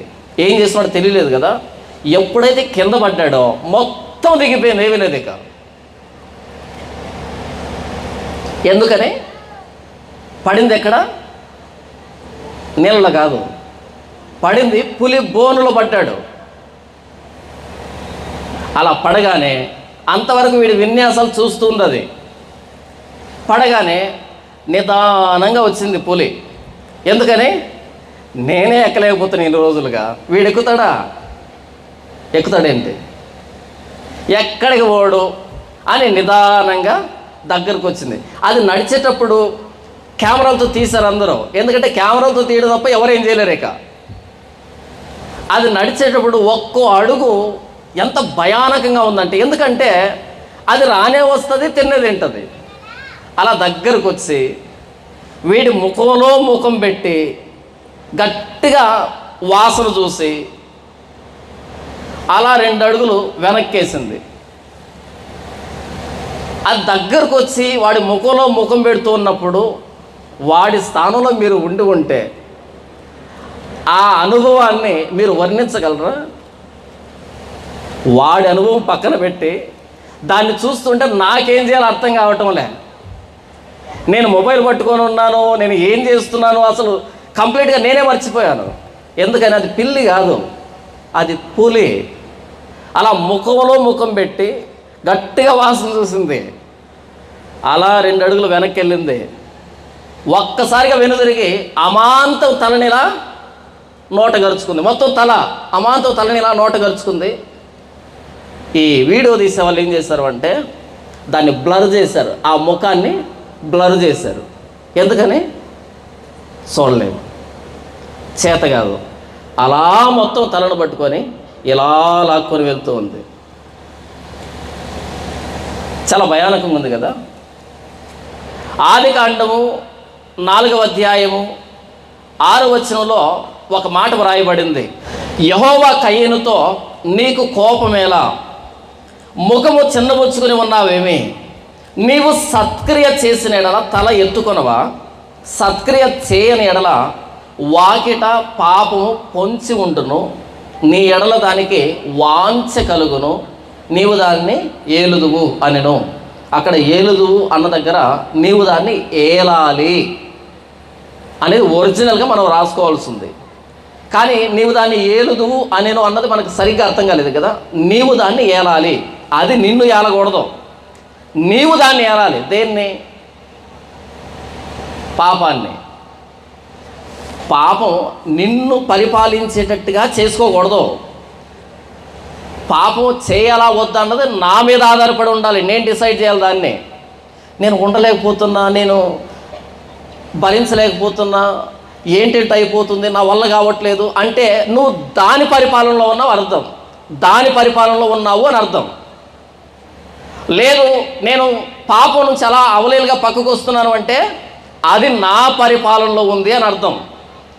ఇక్కడ దేవుడు అంటున్నాడు, నీవు సత్క్రియ చేయకపోతే వాకిట పాపము పొంచి ఉండును అని ఉంది కదా. అక్కడ లర్కింగ్ అనే ఇంగ్లీష్ పదం వాడబడింది. లర్క్ అంటే ఒక జింకని పొదలు చాటున సింహము కనిపెట్టుకొని అది ఎలా అడుగు వేస్తుంది, ఎప్పుడు అటాక్ చేయాలని కాచి పెట్టుకుని ఉంటుంది చూసారా తినడానికి, దాన్ని లర్కింగ్, పొంచి ఉండడం అని అంటారు. పాపాన్ని దేవుడు దేంతో పోలుస్తున్నాడు? 4వ అధ్యాయంలో క్రూరమైన ఒక సింహంతో పోలుస్తున్నాడు. పాపం ఏం చేస్తుందంట? వాకిట పొంచి ఉంటుందంట. ఎందుకంటే దానికి నీ మీద విపరీతమైన వాంఛ. అదే వాంఛ అనే పదాన్ని హవ్వకి ఆదాముకి వాడాడు ముందు అధ్యాయంలో. స్త్రీ పురుషుల మధ్య వాంఛ ఉంటుందా? ఎంత బలంగా ఉంటుంది? ప్రాణాలు పోతాయని తెలిసినా సరే ఆ వాంఛ చావదు కదా. అదే పదాన్ని ఇక్కడ పాపానికి, కయ్యూనుకి పెడుతున్నాడు. హవ్వకి ఎలాగైతే తన భర్త మీద వాంఛ వస్తుందో అలా పాపానికి నీ మీద వాంఛ కలుగుతుంది. ఎప్పుడు? నీవు సత్క్రియ చేయకపోతే. నీవు ఎప్పుడైతే నాకు అనుకూలమైన దాన్ని చేయవో, ఇప్పుడు నిన్ను పట్టుకోవడానికి పాపం అనేది వాకిట పొంచి ఉంటుంది. ఒక జింక కోసం సింహం పొంచుకుని ఉన్నట్టుగా పొంచుకుని ఉంటుంది. పాపాన్ని దేంతో పోలుస్తున్నాడు దేవుడు? క్రూరమైన జంతువుతో పోలుస్తున్నాడు. సరే, ఇప్పుడు మరలా ముంబైకి వద్దాం. ముంబైలో అలా పైనుంచి కింద పడ్డాడు కదా. కింద పడగానే ఆ వ్యక్తిని ఎవరైనా కాపాడగలరా? కాపాడగలరా? కాపాడవచ్చు. వెంటనే 10 మంది దుమికుంటే పులి దగ్గరికి వచ్చేది కాదు. వస్తుందా? దానికి కూడా భయమే. వెంటనే 10 మంది కిందికి దుమికుంటే 10 మంది కాదు, 3 దుమికున్నా సరే దగ్గరికి పులి రాదు. ఎందుకని? దానికి కూడా భయమే. ఈలోపు ఆ జూ అథారిటీ ఉంటారు కదా, వాళ్ళు వచ్చి వాళ్ళకి సంబంధించినటువంటి కార్యక్రమాలు చేసి మొత్తానికి ఈ వ్యక్తిని బయటికి తీసి ఉండేవాళ్ళు. కానీ ఎవరు దుమకలేదు. ఎందుకు మనం ఎక్స్పెరిమెంట్ చేయడం? ఎక్స్పెరిమెంట్ చేసి ఒకవేళ ఎక్స్పైర్ అయిపోతే కష్టం కదా. కాబట్టి ఎక్స్పెరిమెంట్ ఎందుకని అక్కడే నిలవబడ్డారు. ఆ ఒక్కడనే పులి చంపేసింది, అత్యంత క్రూరంగా చంపేసింది, అందరూ చూస్తూ ఉండగా. ఒకవేళ పులి బోనులోకి మానవుడు వెళ్ళినా సరే ఇంకో మానవుడు రక్షించగలడు. కానీ రక్షించలేనిది దేని నుండి అంటే పాపము నుండి. ఏ మానవుడు తన తోటి సహోదరుణ్ణి విమోచించలేడు, అంతకు మించి తన్ను తాను రక్షించుకోలేడు. అయ్యో, ఇట్టి మరణమునకు లోనకు శరీరం నుండి నన్ను ఎవడు విడిపించును అని అంటాడు అపోస్తలుడైన పౌలు. రోమీయులకు రాసిన పత్రిక 7వ అధ్యాయము 25వ వచనాన్ని ఒకసారి చూద్దాం. ఆయన తన నిస్సహాయతని ఎంతగా ఒప్పుకుంటున్నాడు చూడండి. 7వ అధ్యాయము 24వ వచనం, 23 నుంచి నేను చదువుతాను. వేరొక నియమము నా అవయవంలో ఉన్నట్టు నాకు కనబడుచున్నది. అది నా మనసునందున్న ధర్మశాస్త్రంతో పోరాడుచు నా అవయవంలో ఉన్న పాప నియమమునకు నన్ను చెరపట్టి లోపరుచుకొనుచున్నది. పౌలు తను తాను వర్ణించుకుంటూ, నా అంతరంగంలో 2 నియమాలు ఉన్నాయి. నియమం అంటే లా. నియమం అంటే ఏంటి? లా. ఈ అద్దాలని ఇలా వదిలిపెట్టాను అనుకో, ఇలా పైకి వెళ్ళి శామ్యానం తగులుతాయా? ఏం జరుగుతుంది చెప్పండి? ఇలా వదిలితే అందరు సమాధానం కింద పడతాయా? నేనా ఒక్కరు కూడా పైకి వెళ్తాయని చెప్పరా? ఎందుకని? ఇది నియమం. ఇది నియమం. దీన్ని ఎవరు మార్చలేరు. పౌలు శరీరంలో ఎన్ని నియమాలు ఉన్నాయంట? 1, 2? 21. కాబట్టి మేలు చేయగోరు నాకు కీడు చేయట కలుగుతున్నదని ఒక నియమం నాకు కనబడుతున్నది. ఎన్ని నియమాలు ఉన్నాయి? 2. 1 మేలు చేయాలి అని అనుకుంటున్నాడంట, మంచి చేయాలని నియమం. 2వది ఏం జరుగుతుందంట? చివరికి వచ్చేటప్పటికి కీడే చేస్తున్నాడంట. మనం కూడా అనుకుంటామా? ఇంటికి వెళ్ళిన తర్వాత ఎలాగైనా సరే ఒక అధ్యాయాన్ని చదవాలి, ఉదాహరణకు ఒక అధ్యాయం, లేదా పలానా చేయాలి అని అనుకుంటామా? ఇంటికి వెళ్ళేటప్పటికి క్వైట్ ఆపోజిట్లో జరుగుతుంది. ఎందుకని? నియమం, లా. ఒకటి మేలు చేయాలని, రెండు ఆ మేలు చేయాలన్న దాన్ని అణిచివేసి దాన్ని చెరపట్టి, అక్కడ వాడిన పదజాలం చూడండి 23వ వచనంలో, వేరొక నియమము నా అవయవంలో ఉన్నట్టు నాకు కనబడుచున్నది, అది నా మనసునందున్న ధర్మశాస్త్రంతో పోరాడుచు నా అవయవంలో ఉన్న పాప నియమమునకు నన్ను చెరపట్టి లోపరుచుకొనుచున్నది. ఈ పాప నియమం పౌలులో అంట ఆయన లోపల ఉన్న ధర్మశాస్త్రంతో, దేవుని మాటలతో పోరాడుతూ ఆ పోరాటంలో పై చేయి సాధించి ఆయన్ను చెరపట్టి లోపరుచుకుంటుందంట. పులి నుంచి సాటి సహోదరుణ్ణి రక్షించవచ్చు. ఒక్కడు దుమికి ఉన్నా సరే పులి భయపడి ఉండేది, ఒక్కడు దిగి ఉన్నా సరే. కనీసం వీళ్ళు చేసే హంగామాకి ఆ పులి కాసేపు ఆలస్యం చేస్తే వీళ్ళు అరవడము, కేకలు వేయడము, కట్టితోనూ దేంతోనూ మిగిలిన వాళ్ళంతా కోఆపరేట్ చేస్తుంటే ఖచ్చితంగా ఈలోపు ఆ వ్యక్తిని రక్షించి ఉండవచ్చు. కానీ అంత సాహసం చేయలే. ఒకవేళ అక్కడ సాహసం చేసినా, సినిమాలో మనం చూస్తూ ఉంటాం కదా, వీడు తిప్పి కొడితే 60 కేజీలు ఉన్నాడు, కానీ పులిని అమాంతం చీల్ చేస్తూ ఉంటాడు హీరో కదా. చరిత్రలో సింహాన్ని ఓడించిన వాళ్ళు, పులిని ఓడించిన వాళ్ళు ఉన్నారు. రాజుల గ్రంథం మీరు చదివితే దావీదు సింహాన్ని గెలిచాడు. తర్వాత కొనసాగిస్తే ఆయన సైన్యంలో ఇంకో వ్యక్తి ఉన్నాడు, సింహాన్ని దాని దగ్గరికే వెళ్ళి, దాని గుహలోనికి వెళ్ళి, అది పొంచి ఉన్నటువంటి చోటుకు వెళ్ళి దాన్ని చీల్చి చంపాడు. సినిమాల్లో ఉన్నారు, హీరోలు ఉన్నారు. కానీ పాపం నుండి తన్ను తాను విడిపించుకోగలిగిన వ్యక్తి లేడు. ఓ సింహం కుందేలు మెడగరుచుకుంది అనుకోండి, కుందేలు విడిపించుకోగలదా? ప్రశ్న. ఓ సింహం కుందేలు మెడ కరుచుకుంది, ఆ కుందేలు విడిపించుకోగలదా? ఒకవేళ అప్పుడే ఆ సింహానికి హార్ట్ అటాక్ వస్తే విడిపించుకోగలదు, అవునా? కానీ పాపానికి హార్ట్ అటాక్ రాదే, అది సమస్య, అవునా? ఆ మధ్య నేషనల్ జియోగ్రఫిక్ ఛానల్ వాళ్ళు ఒక సన్నివేశాన్ని చూపెడుతున్నారు. ఒక కోతి నీళ్ళ దగ్గరికి వెళ్ళి తాగుదామని, ఈలోపు అక్కడే ఒక మొసలి పొంచుకొని ఉంది. దానికి తెలియదు అక్కడ మొసలు ఉందని. మొసలు అంతా లోపల నీళ్ళలో ఉంటుంది కదా. అది నీళ్ళు తాగుదామని ఆదమరిచి తాగుతున్నప్పుడు అమాంతం దాని తలను పట్టుకుంది మొసలి. ఇది దానికి దొరికినట్టు దొరికి ఒక్కసారిగా విడిపించుకొని బయటపడింది. ఏది? కోతి. ఇక వాళ్ళు ఇంగ్లీష్లో దాన్ని పొగిడింది. తప్పించుకోవచ్చు.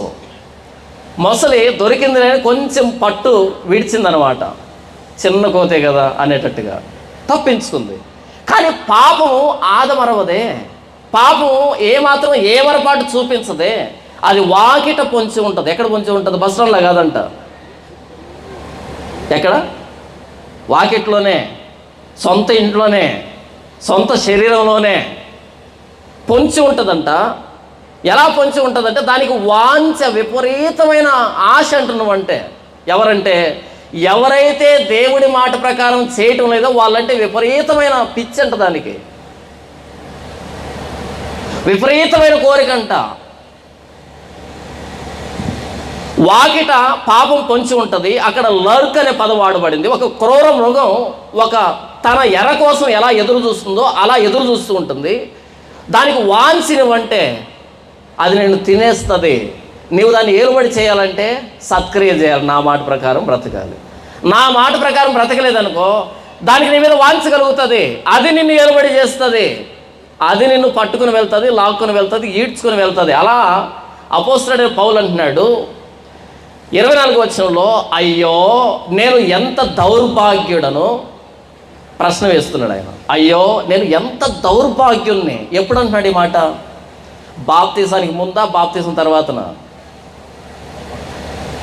బాప్తీసం తర్వాత ఆయన దేవుడు చూపించే ప్రాంతాలకు ఎలా వెళ్ళి పరిచర్య చేస్తూ పత్రికలు రాస్తున్న సమయంలో, రోమిలు రాసిన పత్రికలో ధర్మశాస్త్రం ఆయన్ను మార్చలేకపోయింది, ఆయనలో ఉన్నటువంటి పాప నియమం నుంచి విడిపించలేకపోయింది అని తన నిస్సహాయతను ఒప్పుకుంటూ, నేను నిష్ట కలిగినటువంటి యూదుణ్ణి, అయినా సరే నా ధర్మశాస్త్రం నన్ను ఇంకా ఇంకా ఇంకా పాపిగానే చేసింది తప్ప నన్ను విడిపించలేకపోయింది, అంతకు మించి నా లోపల ఉన్న పాప నియమం ఆ కొద్దిపాటి ధర్మశాస్త్రంలో కూడా పోరాడుతూ నన్ను గెలిచి చెరపట్టి లోపరుచుకుంది. అయ్యో, నేను ఎంత దౌర్భాగ్యుణ్ణి, ఇట్టి మరణానికి లోనకు శరీరం నుండి నన్ను ఎవడు విడిపించు అని ప్రశ్న వేస్తున్నాడు ఆయన. ఎందుకు చెప్పాను దీన్నంతా?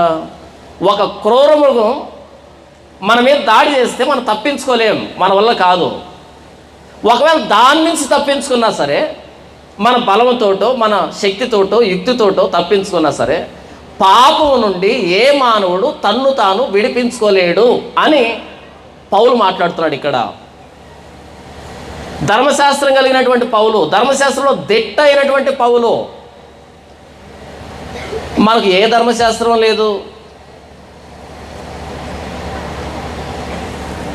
యోనా గ్రంథంలో చివరిలో దేవుడు అంటాడు, ఏంటి యోనా, ఒక సొరతి కోసం ఇంత ఫీల్ అయిపోతున్నావు?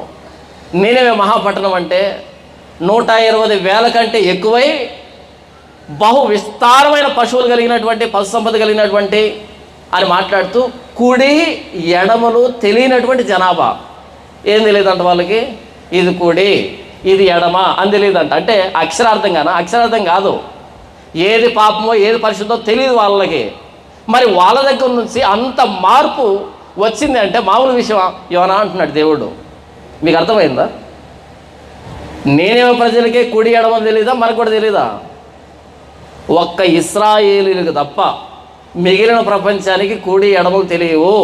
అంటే కుడి చేయి ఎడమ చేయి కాదు, మంచి చెడు తెలియవు. అందుకనే మనం ఏమని పుట్టించుకున్నామంటే, అబద్ధమాడినా అతికినట్టు ఆడాలంట. వాటే సజెషన్ కదా. అబద్ధం ఆడితే ఎలా ఆడాలంట?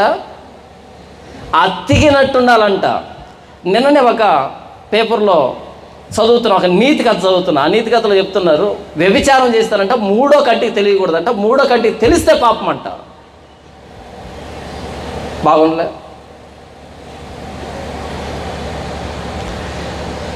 దీన్ని బట్టి చెప్పండి, కుడి ఎడమ తెలుసా? ఇంతకీ మంచి చెడుకు తారతమ్యం తెలుసా?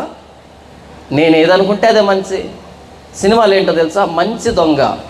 మంచి దొంగ అంటే ధనవంతుల్ని దొంగతనం చేసి దాన్ని తీసుకొచ్చి ఎక్కడిస్తాడు? పేదవాళ్ళకి ఇస్తాడు. అందుకని టైటిల్ ఏంటి? మంచి దొంగ. దొంగతనం అంటేనే చెడ్డది. దాంట్లో మంచి దొంగ ఇలా ఉంటాయా? ఎందుకు మనం ఇలా మాట్లాడుకుంటాం అంటే, తాగినా అండి చాలా మంచోడండి. స్టేట్మెంట్ ఏంటి తెలుసా? తాగుతాడండి కానీ చాలా మంచోడండి. ఎవరి సర్టిఫికేట్ ఇది? మన సర్టిఫికేట్ ఇది.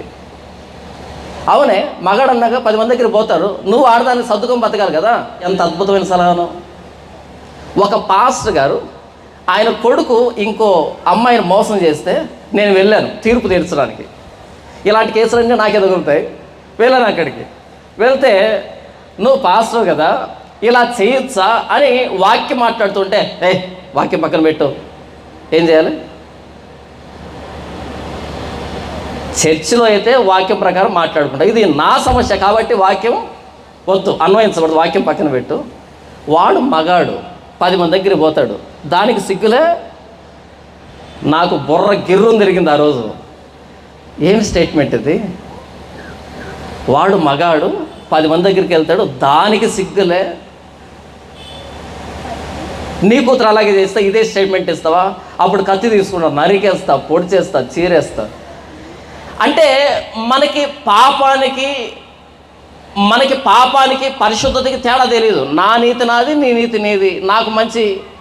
నాకు మంచిదైతే నీకు మంచిది కాదు, నీకు మంచిదైతే నాకు మంచిది కాదు. అందుకని అస్తవ్యస్తంగా బ్రతుకుతున్నాం కదా. ఎందుకు ఇదంతా? ధర్మశాస్త్రం లేనప్పుడు, ఒక గీత లేనప్పుడు ఏది ఎడమో ఏది కూడో తెలియదు. మధ్యలో గీత గీస్తే కదా ఇటువైపు రెండు వస్తాయి. మధ్యలో గీత లేకపోతే ఏది ఎటువైపు? ధర్మశాస్త్రం అనే గీత ఉంది కాబట్టి ఇశ్రాయేలీయులకి ఏది మంచో ఏది చెడో తెలుసు. నీనేవే ప్రజలకి మధ్యలో గీత లేదే, ధర్మశాస్త్రం అనే గీత లేదే. కాబట్టి అబద్ధ సాక్ష్యం పలకూడదనే స్టేట్మెంట్ లేనప్పుడు ఏది అబద్ధం ఏది సత్యం అనేది తెలియదు కదా. వ్యభిచరింపకూడదనే గీత లేనప్పుడు ఏది వ్యభిచారం ఏది సంసారం తెలియదు కదా. దొంగలించకూడదనే గీత లేనప్పుడు ఏది న్యాయమైన సంపాదన ఏది అన్యాయమైన సంపాదన తెలియదు కదా. కుడి ఎడమలు తెలియనటువంటి ఇంతమందిని ఇంత మార్పు వస్తే ఎలా శిక్షించమంటావు? యోనా, నువ్వు సొరతి గురించి ఎంత బాధపడుతున్నావు, మరి 1,20,000 మంది కంటే ఎక్కువైనటువంటి ఈ జనాభా విషయంలో నేను విచారపడవద్దా, సంతాపడవద్దా అని దేవుడు అన్నాడు కదా. మరి అయితే ధర్మశాస్త్రం లేనటువంటి మిగిలిన ప్రపంచం అంతా నీనేవే ప్రజలు లాంటి వ్యక్తులే కదా. అది నేను చెప్పదలుచుకున్న విషయం. ధర్మశాస్త్రం ఉన్నటువంటి పౌలే అయ్యో నేను ఎంత దౌర్భాగ్యుణ్ణి అంటే, మరి ధర్మశాస్త్రం లేని మనం ఏమనాలి? ఆ దౌర్భాగ్యం అనే పదం కూడా మనకు అర్థం కాదు కదా అంటున్నా నేను. ధర్మశాస్త్రం ఉంది కాబట్టి దాన్ని నెరవేర్చలేకపోతున్నాడు కాబట్టి, దాన్ని నెరవేర్చకపోతే దేవుని ఉగ్రత ఆయన మీద నిలిచి ఉంది కాబట్టి, అంటే తన మీద పాపం ప్రభుత్వం చేస్తుంది కాబట్టి, తాను దేవుడికి దూరంగా బ్రతుకుతున్నా అని తెలిసింది కాబట్టి అయ్యో నేనంత దౌర్భాగ్యుణ్ణి అనగలిగాడు. మనకు ఆ ధర్మశాస్త్రం కూడా లేదు కాబట్టి అసలు నేను దౌర్భాగ్యం అనే పదం కూడా మనకు అర్థం కావట్లేదు కదా. మనల్ని సింహం పట్టుకుందనే విషయం కూడా తెలియటం లేదు కదా. మనల్ని పాపం పరిపాలిస్తుందనే విషయం కూడా తెలియటం లేదు కదా. అవలీలుగా అబద్ధాలు చెప్పేస్తున్నాం కదా, అవలీలుగా పాపాలు చేస్తున్నాం కదా. కారణం ఏంటంటే అది మనల్ని పట్టుకుందనే నొప్పి కూడా లేదు మనకి. అది వచ్చిన సమస్య. కనీసం చురుకుదనం ఉంటే అది పట్టుకుందనేటువంటి చురుకన్నా ఉంటుంది. ఆ చురుకు అపోస్తలుడైన పౌలుకుంది. కారణం ఏంటంటే ఆయన చేతిలో ధర్మశాస్త్రం ఉంది, స్పృహ ఉంది. దేవుని మాట చదివే కొద్దీ మన శరీరంలోనికి స్పృహ వస్తుంది, చురుకుదనం వస్తుంది. ఎవడు ఎక్కువగా బైబిల్ ధ్యానిస్తాడో వాడు పాపానికి ఎక్కువ చురుకుదనాన్ని చూపెడతాడు. మీరు బైబిల్ చదవటం లేదు కాబట్టి హాయిగా బ్రతుకుతున్నారు, మనశ్శాంతిగా బ్రతుకుతున్నారు. మీరు బైబిల్ చదివి చూడండి, ఒక్కరోజు కూడా ప్రశాంతంగా బ్రతకలేరు. ఇంకొకసారి చెప్తున్నా వినండి. మీరు నిజంగా బైబిల్ చదివితే మీ ఇంటి దగ్గర నుంచి బయలుదేరి బస్ స్టాండ్కి వెళ్ళి ప్రశాంతంగా రాలేరు. మీరు బైబిల్ చదవట్లేదు కాబట్టి అలా ప్రశాంతంగా వెళ్ళి ప్రశాంతంగా వస్తున్నారు. ఎందుకు అంటే బైబిల్ చదివే కొద్దీ దేవుని మాట లోపలికి వెళ్ళే కొద్దీ చురుకుదనం వస్తుంది. చురుకుదనం ఉన్న వాడికి అలా తగిలినా సరే వెంటనే తెలిసిపోతుంది. చురుకుదనం లేని వాడికి ఖచ్చితంగా నరికినా సరే అస్సలు తెలియదు.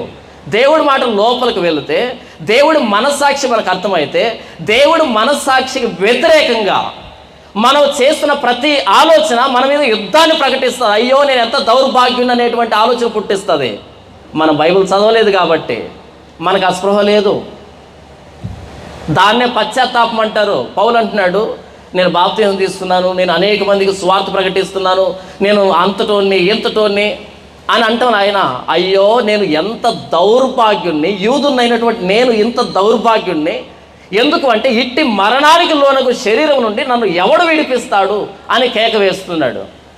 దేవుని దగ్గరికి వచ్చే కొద్దీ, దేవుడి మాటలు వినే కొద్దీ, దేవుడి మాటలు అర్థం చేసుకునే కొద్దీ మనలో చురుకుదనం ప్రారంభమవుతుంది. అంతరాత్మలో ఒక్కో ఆలోచన ఎంత భయంకరమైందో అప్పుడు అర్థమవుతుంది. ఇప్పుడు అర్థం కాదు మనకి. బైబిల్ చదివినంత వరకు అర్థం కాదు, వాక్యం విన్నంత వరకు అర్థం కాదు మనకి. తన ప్రజలను, యూదులను, ధర్మశాస్త్రం కలిగిన వారిని ఆయనే రక్షించాలి. ఆయన రక్షించకపోతే వేరే దారి లేదు. ఇక ఆజ్ఞలు పెంచే కొద్దీ పాపాలు ఎక్కువ అవుతున్నాయి తప్ప పరిశుద్ధంగా తయారు కావటంలే. ఆ చెట్టు ఫలాన్ని తినకండి అన్నప్పుడు ఒకే పాపం జరిగింది, దానికి మరణం వచ్చింది. దాన్ని పూడ్చడానికి 613 ఆజ్ఞలతో వచ్చాడు మోషే. 613 పాపాలు వచ్చే తప్ప ఎవడు సంపూర్ణుడు కాలే. ఆజ్ఞ వచ్చే కొద్దీ ఆజ్ఞ అతిక్రమం పెరుగుతుంది తప్ప ఎవడు నీతిమంతుడు కావటంలే. మరి ఎవరు రక్షిస్తారు ఇలాంటి వాళ్ళని? ఆయనే రక్షించును గనక ధర్మశాస్త్రం కలిగిన వారిని ఆయన రక్షించాలి, ధర్మశాస్త్రం లేని వారిని ఆయన రక్షించాలి. కాబట్టి ఆయనకి ఏమని పేరు పెడతావంటే అని ఇంకా యేసుప్రభు పుట్టక ముందు 9 నెలల ముందు చెప్తున్నాడు గబ్రియేలు దేవదూత. ఏమని పేరు పెడతావు ఆయనకి? యేసు అని పేరు పెట్టు. ఎందుకు అంటే ఆయన యెహోషువలాగా కనానీయుల నుంచి ఇశ్రాయేలును రక్షించడు. ఆయన పాపాల నుండి వారిని రక్షిస్తాడు. కాబట్టి యేసు అని పేరు పెట్టు. ప్రశ్న ఏంటంటే, మీరు యేసుప్రభువు నమ్ముకున్నారా? మీరు యేసుప్రభువు నమ్ముకున్నారా? నమ్మకపోతే ఎందుకు వస్తామన్నా అంటారా? యేసుప్రభువు నమ్మడం అంటే అర్థం ఏంటి? ఎక్కువ శాతం మంది సమస్యల కోసం వచ్చి ఉంటారు. దీన్ని యేసుప్రభువు నమ్మడం అంటారా?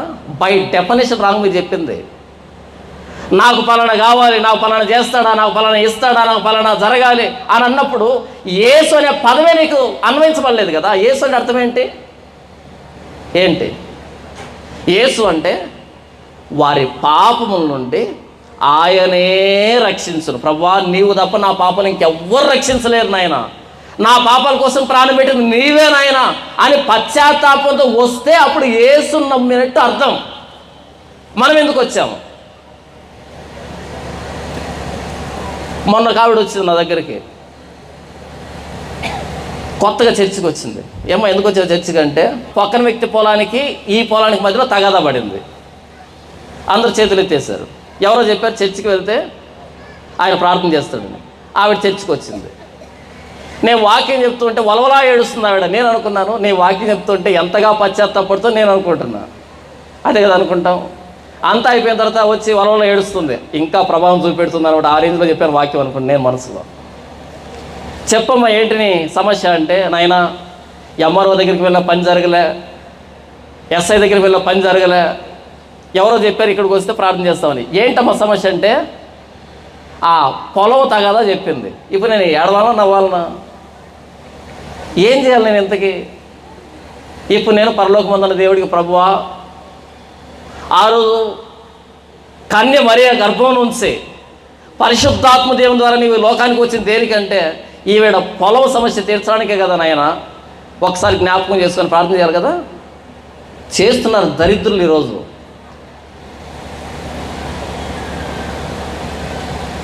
ఒక స్త్రీకి పురుషుడికి పుట్టిన వాళ్ళు చేసే పనులు వేరే ఉన్నాయి, వాళ్ళు పరిష్కరించగలరు. వాళ్ళు 10,000 ఇచ్చారు అక్కడ ఆఫీసులో, నువ్వు 20,000 నీ పక్కన వస్తుంది. నేను లంచం ఇవ్వమని చెప్పటంలే, పని జరుగుతుంది అంటున్నా. యేసుప్రభువు లేకుండా అది నా బాధ. లంచం ఇవ్వమని చెప్పటంలే, యేసుప్రభువు లేకుండా పని జరిగేటువంటి చాలా ఉన్నాయని చెప్తున్నా. దానికోసం వస్తారు ఎక్కడికి? చర్చికి. దానికోసం పిలుస్తారు చర్చికి. వీళ్ళను ఏం చేస్తే పాపం వస్తుందో నాకు ఇప్పటికీ అర్థం కాలేదు. యేసు అంటే డెఫినేషన్ ఏంటంటే, ఆయనే నా పాపాలు క్షమిస్తాడు అని వచ్చినప్పుడు ఆయన నామానికి సార్థకత చేకూరింది. నీ రాకకు కూడా సార్థకత చేకూరింది. మోకాల నొప్పుల కోసం, కడుపులో గడ్డల కోసం ఈ సాక్ష్యాలేంటి, ఈ పిలుపులేంటి, ఈ తండోపతండాలుగా రావడం ఏంటి? అసలు ఏంటిదంతా? ఎందుకు వస్తున్నావు చర్చికి? ఎలాగైతే గతంలో నువ్వు ఒక గుడికి వెళ్ళి వాళ్ళ హిస్టరీ తెలియకుండానే, చరిత్ర తెలియకుండానే కళ్ళు మూసుకొని నమస్కారం పెట్టి నా సమస్య పరిష్కరించు అని అడిగావో గుడ్డిగా, అలాగే యేసు ప్రభుని ఇంకొక వ్యక్తిని ఊహించుకుంటున్నావు తప్ప అది చెప్పలా యేసు ప్రభు. గబ్రియలు చెప్పిన సువార్త ఏంటంటే, యోసేపు నీకు ప్రదానం చేయబడిన మరియ గర్భవతి అయింది ఇంకో పురుషుడితో కాదు, పరిశుద్ధాత్మ దేవుని శక్తి వలన ఆవిడ గర్భం దాల్చింది.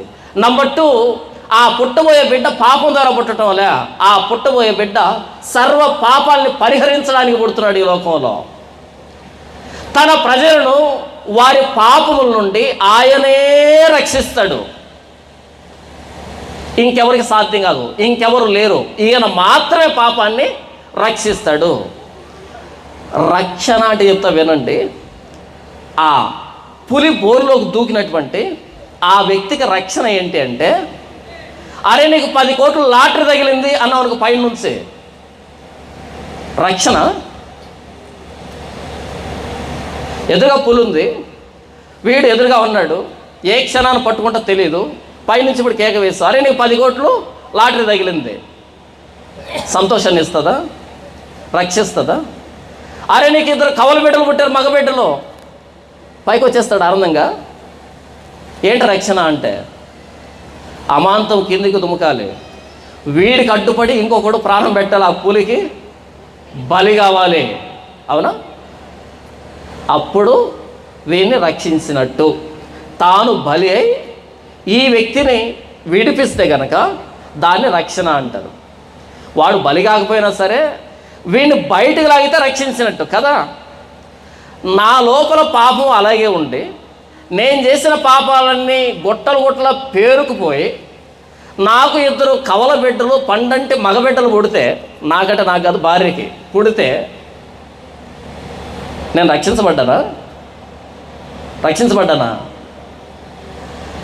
నాకు సెంట్రల్ గవర్నమెంట్ ఉద్యోగం వస్తే రక్షణ వచ్చిందా? నా కడుపులో గడ్డలు కరిగితే రక్షణ వచ్చిందా? మరి వద్దా అన్న? మరి అద్భుతాలు వద్దా? సూచక్రియలు వద్దా? సమస్యలు తీరడం వద్దా? అన్నింటికంటే ప్రధానమైన సమస్య పాపం అని చెప్తున్నాడు గబ్రియేలు దేవదూత. మరొకసారి చెప్తాను వినండి. నీకు పిల్లలు పుట్టలే, సమస్యే, అవమానమే, నిందే, వెక్కిరింపనే కాదంటంలే, దానికంటే 1,000,000 రెట్లు పెద్దది పాపం అని చెప్తున్నాడు గబ్రియేలు దేవదూత. ఏది సమస్య? ఒకవేళ పిల్లలే కావాలి అంటే దీనికి పరలోకం నుంచి యేసుప్రభు ఎందుకు రావాలి? తన దైవత్వాన్ని విడిచిపెట్టి, తన మహిమను విడిచిపెట్టి నీలాంటి నాలాంటి మానవుడిగా ఎందుకు రావాలి? ఆయన శరీరధారిగా ఎందుకు రావాలి? ఒక వ్యక్తి పరిగెత్తుకుంటూ వచ్చాడు, ప్రభువా నా తమ్ముడికి, నా సహోదరుడికి, నాకు నా పిత్రార్జితములో పాలు పంపులు ఇవ్వాలని చెప్పవా అని అన్నాడు. అప్పుడు యేసుప్రభు ఏమన్నాడు తెలుసా? ఏమన్నాడు? లూకా సువార్త 12వ అధ్యాయము 13వ వచనం.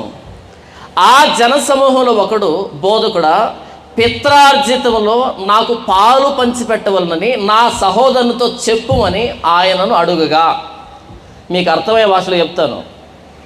కుటుంబంలో కలహాల, అదేగా స్టేట్మెంట్ ఇక్కడ. ఒరే కుటుంబాల కలహాలు లేకపోతే అది కుటుంబమే కాదు, మజా ఉండదు. అలాగే జుట్టు పట్టుకొని కొట్టుకోమని చెప్పట్లే నేను. చిన్న చిన్న మనస్పర్ధలు వస్తాయి, సర్దుకుపోవాలి కదా. మా కుటుంబంలో సమస్యలు లేవంటే మీరంతా రోబోట్స్ అయి ఉంటారు నాకు తెలిసి. రోబోట్స్కే కలహాలు రావు, దానికి పెట్టిన చిప్పు ప్రకారంగా బ్రతుకుతూ ఉంటాయి, అవి తిరుగుతూ ఉంటాయి. కుటుంబంలో కలహాల, అదే ఇక్కడ క్వశ్చన్. పిత్రార్జితంలో నాకు పాలు పంచి పెట్టవాలని నా సహోదరునితో చెప్పుమని అంటే అన్నదమ్ముల మధ్య గొడవ వచ్చింది. దేంట్లో గొడవ వచ్చింది? ఆర్థికపరమైన సమస్యలా?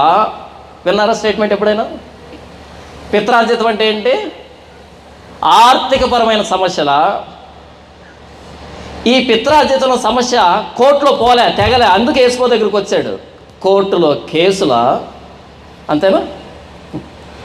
ఈ పిత్రార్జితం రాలేదనుకో, మనోడు ఏం చేయాలి? అప్పులు చేయాలి కదా.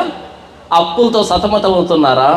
వచ్చే స్టేట్మెంట్లన్నీ. ఇప్పుడు యేసుప్రభు ఆ కోర్టులో కేసుల్ని, ఆ ఆర్థికపరమైన సమస్యల్ని, ఆ అప్పుల్ని, ఆ కుటుంబంలో కలహాలని నేను తీసేస్తానని చూడండి. 14 వచ్చినాం. ఆయన ఓయి, ఓరి, ఓసి అనే పదాలు పరమ చండాలమైన పదాలు. అన్న రవి అన్న నన్ను ఆహ్వానించారు కదా ఇక్కడికి. అన్న క్షమించండి, అర్థం కావడానికి చెప్తున్నా. ఒరే రవి అన్నాను ఇక్కడ నుంచి. అన్న యాహూ అంటాడా? మీకు అర్థమైందా తీవ్రత? ఎక్కడ కదా రవి అన్న ఉంటుంది. సరే అన్న, తెల్ల షర్ట్ వేసుకుంటే ఒరే అంటే క్షమించడు. నన్ను అన్న అన్నాడు. మరలా అన్న అన్నావు కదా, మరి నేను ఒరే అనొచ్చా? కానీ ఒప్పుకో. ఎందుకు ఒప్పుకో? మీకు అర్థమైందా? ఓయి, ఓసి, ఓరి అనే పదాలు కఠినమైన పదాలు, అవమానకరమైన పదాలు. ఇప్పుడు చదవండి 14 వచనం. ఆయన ఓయి. యేసుప్రభు ఇలా మాట్లాడతాడా? చదివితే కదా తెలిసేది. ఫోన్ చేసి అన్న పెద్దోళ్ళు అలా అనొచ్చా? ఒరే చదివి సావరా. ఇక్కడ వాడు పెద్దోడు అయితే వయసులో ఉంటాడు, వాక్యానికి మించి పెద్దోడు కాదు కదా.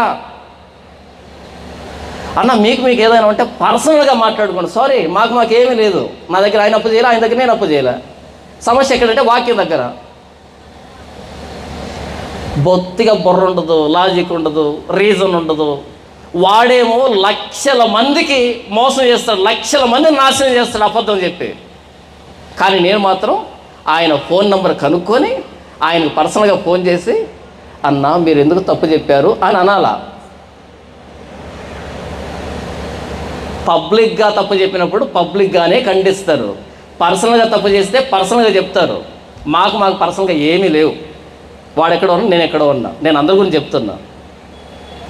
బైబిల్ యేసులో చెప్పాడు కదా, నీ సహోదరుడు నీ ఎడల తప్పిదం వేస్తే, ఎస్ నీ ఎడల అండర్లైన్ చేసుకో. అక్కడ నువ్వు వాక్యం నేర్చుకున్నావు తప్ప ఎక్కడ అండర్లైన్ చేయాలో తెలియదు నీకు. నీ ఎడల, ఏ ఎడల? సంఘం ఎడల కాదు, నీ ఎడల తప్పిదం చేస్తే నువ్వు వెళ్ళి పర్సనల్గా చెప్పు. తర్వాత ఏదైనా వెంట పెట్టుకోబో, తర్వాత సంఘానంతా వెంట పెట్టుకోబో, తర్వాత వదిలిపెట్టేసే. మరి సంఘంలో తప్పు చేస్తే అందరూ భయపడు నిమిత్తము అందరి ఎదుట గద్దించు. చదివావా తిమోతి పత్రికలో 5:20 ఉందా? యేసుప్రభు దగ్గరికి అప్పుల సమస్య, కోర్టులో సమస్య, ఆర్థిక సమస్య, కుటుంబల కలహాలతో వస్తే, ఓయి మీ మీద తీర్పరిగానైనను పంచిపెట్టువానిగానైనను నన్నెవడు నియమించాడు? ఎవడరా చెప్పాడు నేను తీరుస్తానని? అది ఒరిజినల్ మీనింగ్. ప్రభా నాకు కోట్ల సమస్య ఎవరు చెప్పాడురా నీకు? అసలు నేను వచ్చిన దేనికి? తన ప్రజలను వారి పాపముల నుండి ఆయనే రక్షించునని నేను పుట్టక ముందే గబ్రియేలు దేవదూత యోసేపుకు సువార్త చెప్తే, అది మత్తయి సువార్తలో ఉంటే, నా దగ్గరకు వచ్చి కోర్టులో సమస్యలు అంటున్నావు అంటే నీకు ఎక్కిందా? అసలు నీకు చెబుతున్న వాడికి అర్థమైందా? అసలు యేసు అంటే తన ప్రజలను వారి పాపం నుండి రక్షించేవాడు అని అర్థం. యేసు అనే పేరు అర్థం కాకుండా కోటలు కట్టేసుకున్నాం. వస్తూ ఉంటే అక్కడి నుంచి, కడప నుంచి బయలుదేరుస్తూ ఉంటే, ఆ నెల్లూరుకి ప్రకాశానికి మధ్యలో ఒక కోట, ఆ నంబూరులో ఒక కోట, ఎంత పెద్ద చర్చిలు, ఎంత పెద్ద ప్రాంగణాలు, ఫుట్బాల్ స్టేడియాలు అవేమన్నా. యేసు అనే పేరు అర్థం కాకుండా ఉన్నారా మనల్ని ఎవరైనా ఉద్యోగం లేకుండా? ఒరే బుద్ధి ఉందా లేదా? ప్రపంచం నిండా నిరుద్యోగులు ఉండేదంతా లేరు. ఉన్నారా మనల్ని ఎవరైనా అప్పులతో? నాకు కూడా అప్పులు ఉన్నాయి, తీరుస్తావేంటి? ఉన్నారా మనల్ని ఎవరైనా కుదరని రోగం? అందరికీ రోగాలే, నీకు కూడా రోగం, ఎందుకు కంటికి అద్దాలు పెట్టుకుని వచ్చావు? మీకు అర్థం కాలే? యేసు అనే పేరు డెఫినేషన్ తెలియకుండా కోటలు కట్టుకున్నాం, గుంపులుగా వెళ్తున్నాం. అందుకే ప్రారంభంలో చెప్పాను, mob has many heads but no brains. గుంపులో తలలు ఉంటాయి, మెదడు ఉండదు. నేను ఇంతవరకు చెప్పిన వాక్యం ఎక్కడిది? మీ చేతిలో ఉన్న బైబిల్లోది, మత్తయి సువార్తలోది, 1వ అధ్యాయం 21వ వచనం. యేసు పుట్టక ముందు గబ్రియేలు దేవదూత చెప్పినటువంటి సువార్త. యేసు ప్రభు ఎందుకు ఈ లోకానికి రావాల్సి వచ్చిందంటే, వారి పాపం నుంచి వారు విమోచించుకోలేకపోతున్నారు, వారి పాపం నుంచి వారు తప్పించుకోలేకపోతున్నారు, దేవుని ఉగ్రతకు లోనవుతున్నారు, నరకానికి లోనవుతున్నారు. ఏదైనా తోటలో ప్రారంభమైన ఆ అవిధేయత, ఆ పాపం అన్నది ప్రతి వారి మీద పరిపాలన చేస్తూ ఉంది. ప్రతి ఒక్కరు చనిపోతున్నా అంటే పాపం వాడి మీద ప్రభుత్వం చేస్తూ ఉంది. ఆ పాపం నుంచి తప్పించడానికి మరియ గర్భం ద్వారా కలిగి ఉన్నదేది ఆయన లేకుండా కలగలేదని వ్రాయబడినటువంటి ఆ దేవుడు పరిశుద్ధాత్మ దేవుని ద్వారా ఈ లోకానికి రావాల్సి వచ్చింది. మరియ గర్భవతి అయింది పరిశుద్ధాత్మ దేవుని వల్ల. కాబట్టి పుట్టబోయే బిడ్డ పరిశుద్ధుడు అనబడును, లూకాసు వార్త 1:35లో చెప్పబడింది. ఎందుకు ఆయన పరిశుద్ధుడిగా పుట్టాడంటే, అందరం పాపులం కాబట్టి. పాపుల కోసం ప్రాణం పెట్టాలంటే ఆ గొర్రె పిల్లకి కలంకం ఉండకూడదు, దోషం ఉండకూడదు. కాబట్టి పరిశుద్ధుడిగా పుట్టాడు ఆయన. మన కోసం ప్రాణం పెట్టడానికి ఆయనే రక్షిస్తాడంటే, ఎలా రక్షిస్తాడు ఆయన? తాను బలి అవ్వడం ద్వారా మనం విమోచించబడ్డాం. రక్తం చిందించబడకుండా పాపానికి క్షమాపణ లేదు. ఇది పాత నిబంధన మనకు చెప్తూ ఉన్నది. ఆదాము హవ్వలు తప్పు చేసినప్పుడు, పాపం చేసినప్పుడు వారి మానాన్ని కప్పడానికి జంతు బలి అయిపోయింది. చర్మం సొక్కాయలతో వారి మానాన్ని కప్పాడు కదా. అంటే పాపాన్ని కప్పాలి అంటే బలి కావాలి, బలి వ్యవస్థ. తన ప్రజలను వారి పాపం నుండి ఆయనే రక్షిస్తాడంటే అలా రక్షిస్తాడని అర్థం కాదు. ఇదిగో లోక పాపమును మోసుకొని పోవు దేవుని గొర్రె పిల్ల యేసు ప్రభు బలి పశువుగా ఈ లోకానికి వస్తే మనకు రక్షణ వచ్చింది. ఆయన శిలువలో ప్రాణం పెట్టడం ద్వారా పాపానికి పరిష్కారం వచ్చింది, ప్రాయశ్చిత్తం వచ్చింది. ఇది సువార్త. ఎవరు చెప్పిన సువార్త? పరలోకం నుండి గబ్రియేలు దేవదూత వచ్చి అనుమానిస్తున్నటువంటి యోసేపుకి వివరించినటువంటి వైనం ఇదే. ఆయన మాట్లాడిన ప్రతి మాటలోని భావాన్ని చెప్పాను. ఇక్కడ కూర్చున్నటువంటి మనలో ఎంతమందివి నిజంగా యేసు నా పాపాల నుంచి నన్ను రక్షించు అని వచ్చాము? ప్రార్థన చేయడానికి ఒక పరిసయ్యుడు సుంకరి వెళ్ళారంట. పరిసయ్యుని పక్కన పెట్టేస్తే సుంకరే ఏమని ప్రార్థన చేశాడు? ఆకాశం వైపు కన్నులు ఎత్తడానికి ధైర్యం చాలక రొమ్ములు బాదుకుంటూ, దేవా పాపినైనా నన్ను కరుణించు అని కేకలు వేశాడా? ఎందుకు చెప్పాడు ఆయన మాట? ఇలా రావాలి దేవాలయానికి, దేవుని దగ్గరకు వచ్చేప్పుడు ఎలా రావాలి? మరి సిలువ మీద ప్రాణం పెట్టిన యేసు దగ్గరికి ఎలా రావాలి?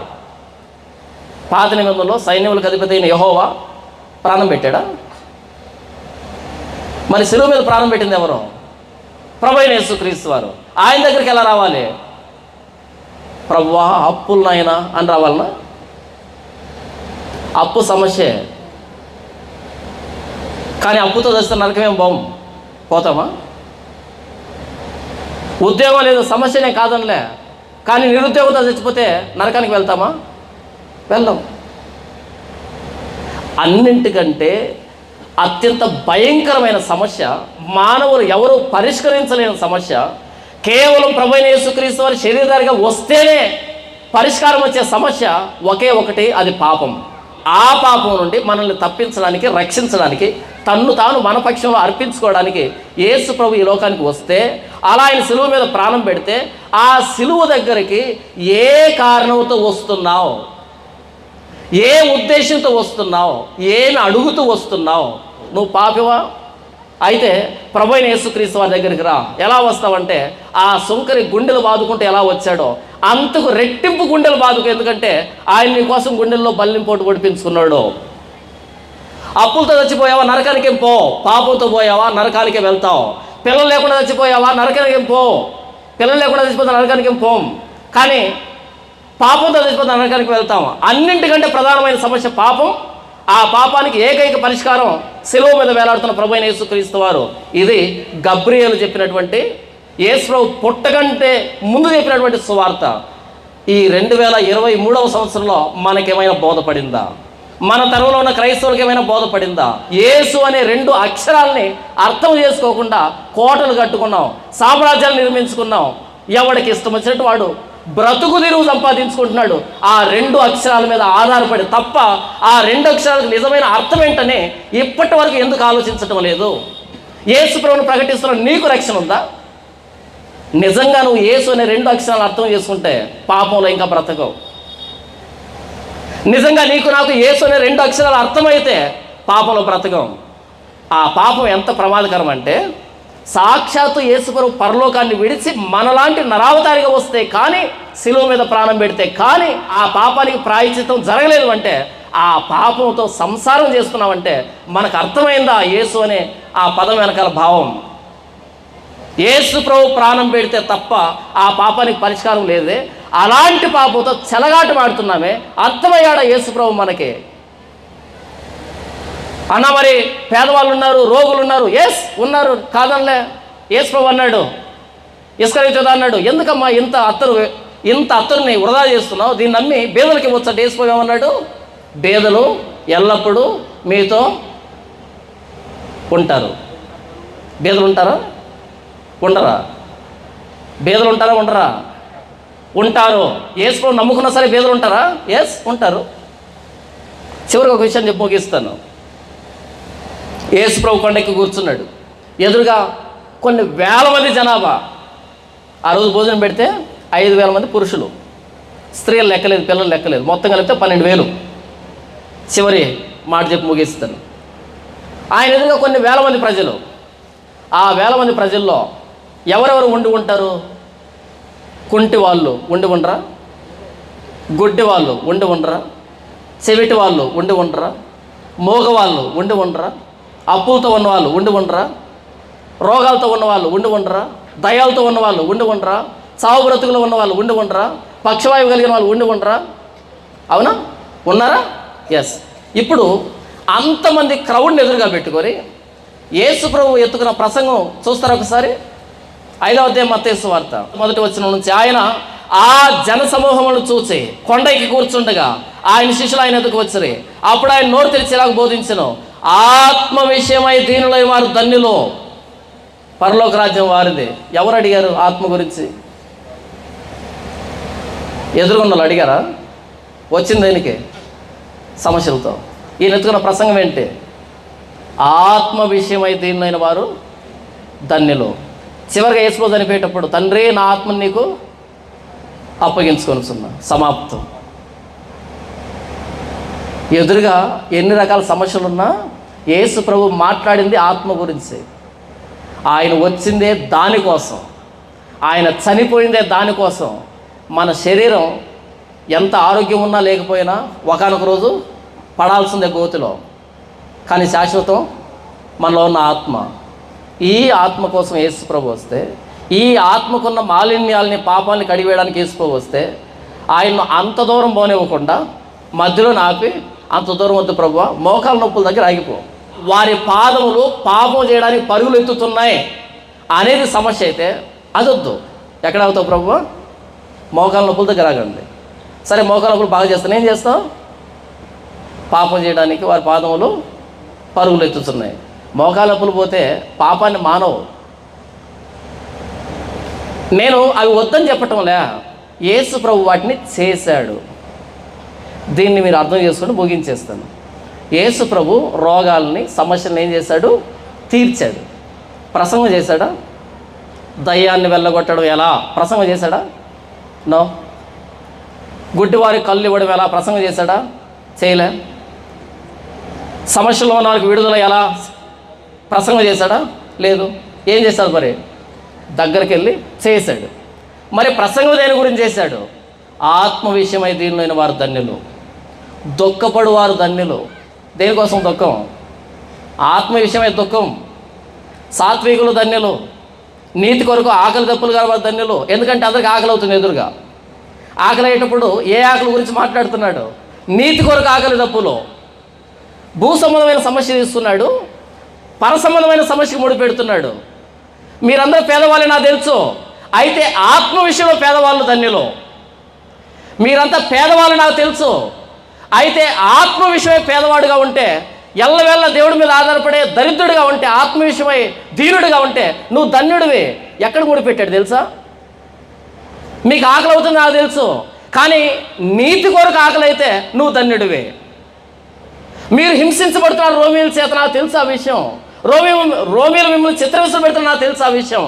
అయితే నీతి కొరకు హింసపడితే మీరు ధన్యులు. అరే, భూ సంబంధమైన సమస్యల్ని, ఇవి కాదు సమస్యలు, అసలు సమస్య ఒకటి ఉందని ఆయన అంత అద్భుతంగా ప్రసంగం చేస్తే, మనం అక్కడి నుంచి మరణ తీసుకొచ్చి భూ సంబంధమైన వాటికి యేసుప్రభు ముడిపెట్టి, రా యేసుప్రభు నీకు అది ఇస్తాడు, ఇది ఇస్తాడు, ఇది ఇస్తాడు, అది ఇస్తాడు, తాయాలు మంచి పెడుతున్నావంటే, యేసు అనే 2 అక్షరాలు అర్థం కాకుండా నువ్వు పాస్ ఎలా అయ్యావు, అది చర్చ ఎలా అయింది, వాళ్ళ సంఘం ఎలా అయ్యారు? 1 కోటి మంది వస్తే మాత్రం 2 అక్షరాలు అర్థం కాలే. 2023 సంవత్సరాలు గడిచిపోతూ ఉంటే, 2023 సంవత్సరాలు గడిచిపోయాయి ఈ సువార్త చెప్పి గబ్రియల్ దేవదూత. ఇప్పటికీ 2 అక్షరాలు అర్థం కాకుండా కొన్ని కోట్ల మంది క్రైస్తవులు ప్రపంచవ్యాప్తంగా ప్రాస్పరిటీ గాస్పల్ వచ్చింది, జెన్యూన్ గాస్పల్ లేదు. ఇంతవరకు నేనేం చెప్పాను అంటే, గబ్రియల్ దేవదూత చెప్పిందా? గబ్రియల్ దేవదూత యేసుప్రభు పుట్టకముందు చెప్పిన సువార్త ఏంటంటే, ఆయన ఎందుకు పుట్టాల్సి వచ్చిందంటే, తన ప్రజలను వారి పాపం నుండి ఆయనే రక్షిస్తాడు కాబట్టి యేసు అని పేరు పెట్టండి. ముందు యేసుప్రభు పేరు చెప్పలే, ముందు ఆయన పని ఏంటో చెప్పి తర్వాత యేసు అని పేరు పెట్టండి. ఏంటి ఆయన పని? తన ప్రజలను వారి పాపం నుంచి రక్షిస్తాడు కాబట్టి ఆయనకి యేసు అని పేరు పెట్టు. పేరు కంటే ముందు పని చెప్పాడు. నీవు నేను యేసుప్రభు నమ్ముకుని ఉంటే, నీవు నేను ఏ పాపంలో ఉన్నావో, నీ పాపం ఏంటో నీకు తెలుసు, నా పాపం ఏంటో నాకు తెలుసు. ఆ పాపంతో ఇక మీద సహవాసం చేయకు. ఇప్పుడే ఉన్న ఫలంగా మోకరించి, ప్రభువా నా పాపాలు క్షమించు. నీవు నీ దైవత్వాన్ని, నీ మహిమను విడిచిపెట్టి, ఆ వైభవాన్ని విడిచిపెట్టి, నాలాంటి సాధారణ మానవుడికి లోకానికి కన్యమరి గర్భం ద్వారా వచ్చింది నా పాపం నుంచి నన్ను విడిపించడానికని ఇంతవరకు మాట్లాడినందుకే మీ కృతజ్ఞతలు. నా తండ్రి, ఎన్నో పాపాల్లో ఉన్నాను ప్రభా, నా పాపాల నుంచి విడిపించు. ఈ పాపం నుంచి విడిపించుకోవడం నా వల్ల కాదు ప్రభా, నీవే విడిపించు, నీవే నన్ను రక్షించు, నీవే నన్ను తప్పించు అని ఆయనకు మొరపెడితే నిజంగా యేసు దగ్గరికి మనం వచ్చినట్టు. నిజంగా యేసు అనే 2 అక్షరాలు ఇప్పుడు మనం అర్థం చేస్తున్నట్టు అర్థం. అందరు కళ్ళు మూసుకుందాం, అందరు మోకరిద్దాం. వ్యక్తిగతంగా 2 నిమిషాలు ప్రభువైన యేసుక్రీస్తు వారితో మాట్లాడదాం.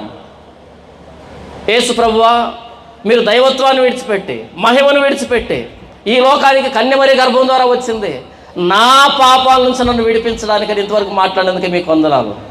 నాయనా, ఎన్నో పాపాలు చేస్తున్నాను, ఎన్నో దోషాలు మాలిన్యాలు అంటిపెట్టుకుని ఉన్నాను. ప్రభువా, నన్ను క్షమించు, నన్ను విడిపించు. నా కోసం శిలువలో ప్రాణం పెట్టారు, అయినా ఇప్పటికీ నేను పాపంతోనే సహవాసం చేస్తున్నాను. ప్రభువా, నన్ను క్షమించు, నన్ను విడిపించు.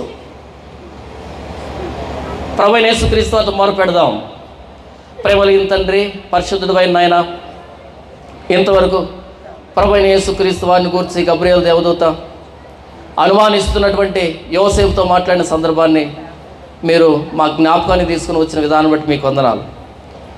నా తండ్రి, మేము యేసు నా పాపాల నుంచి, మా పాపాల నుంచి విడిపించే రక్షకుడు అని గుర్తెరగడానికి ఎల్లవేళలా ఆయన పాదముల చెంతకు వచ్చి యేసు నా పాపాలు క్షమించని విజ్ఞాపన చేయడానికి, నా పాపాలు మా పాపాలు ఒప్పుకోవడానికి సహాయం చేయమని, యేసు అనే 2 అక్షరాలని అర్థం చేసుకోవడానికి మాకు సహాయం చేయమని గబ్రియేలు దేవదూత ప్రకటించినటువంటి ఆ సువార్త ప్రకారంగా నాయన, నేటి సమాజంలో సువార్త కలుషితం అయిపోయింది. నిజమైన సువార్త దగ్గరికి మేము వచ్చినట్లుగా, మేము చేస్తున్న పాపాలు విడిచిపెట్టినట్లుగా, యేసు ప్రభు శిలువ త్యాగాన్ని ప్రతి విషయంలో గౌరవించినట్లుగా మాకు సహాయం చేయమని నా తండ్రి, ఈ వాక్యాన్ని పంచుకోవడానికి ఈ వేదికను ఏర్పాటు చేసినటువంటి ఈ యూత్కి వారి ప్రయాసకు రావాల్సిన దీవెన ఆశీర్వాదం అనుగ్రహించమని, ఈ మాటలు ఫలింపులోకి తీసుకురమ్మని ప్రభువైన యేసుక్రీస్తు వారి శ్రేష్ఠ నామములో స్తుతించి ప్రార్థించి వేడుకొంచున్నాము తండ్రి.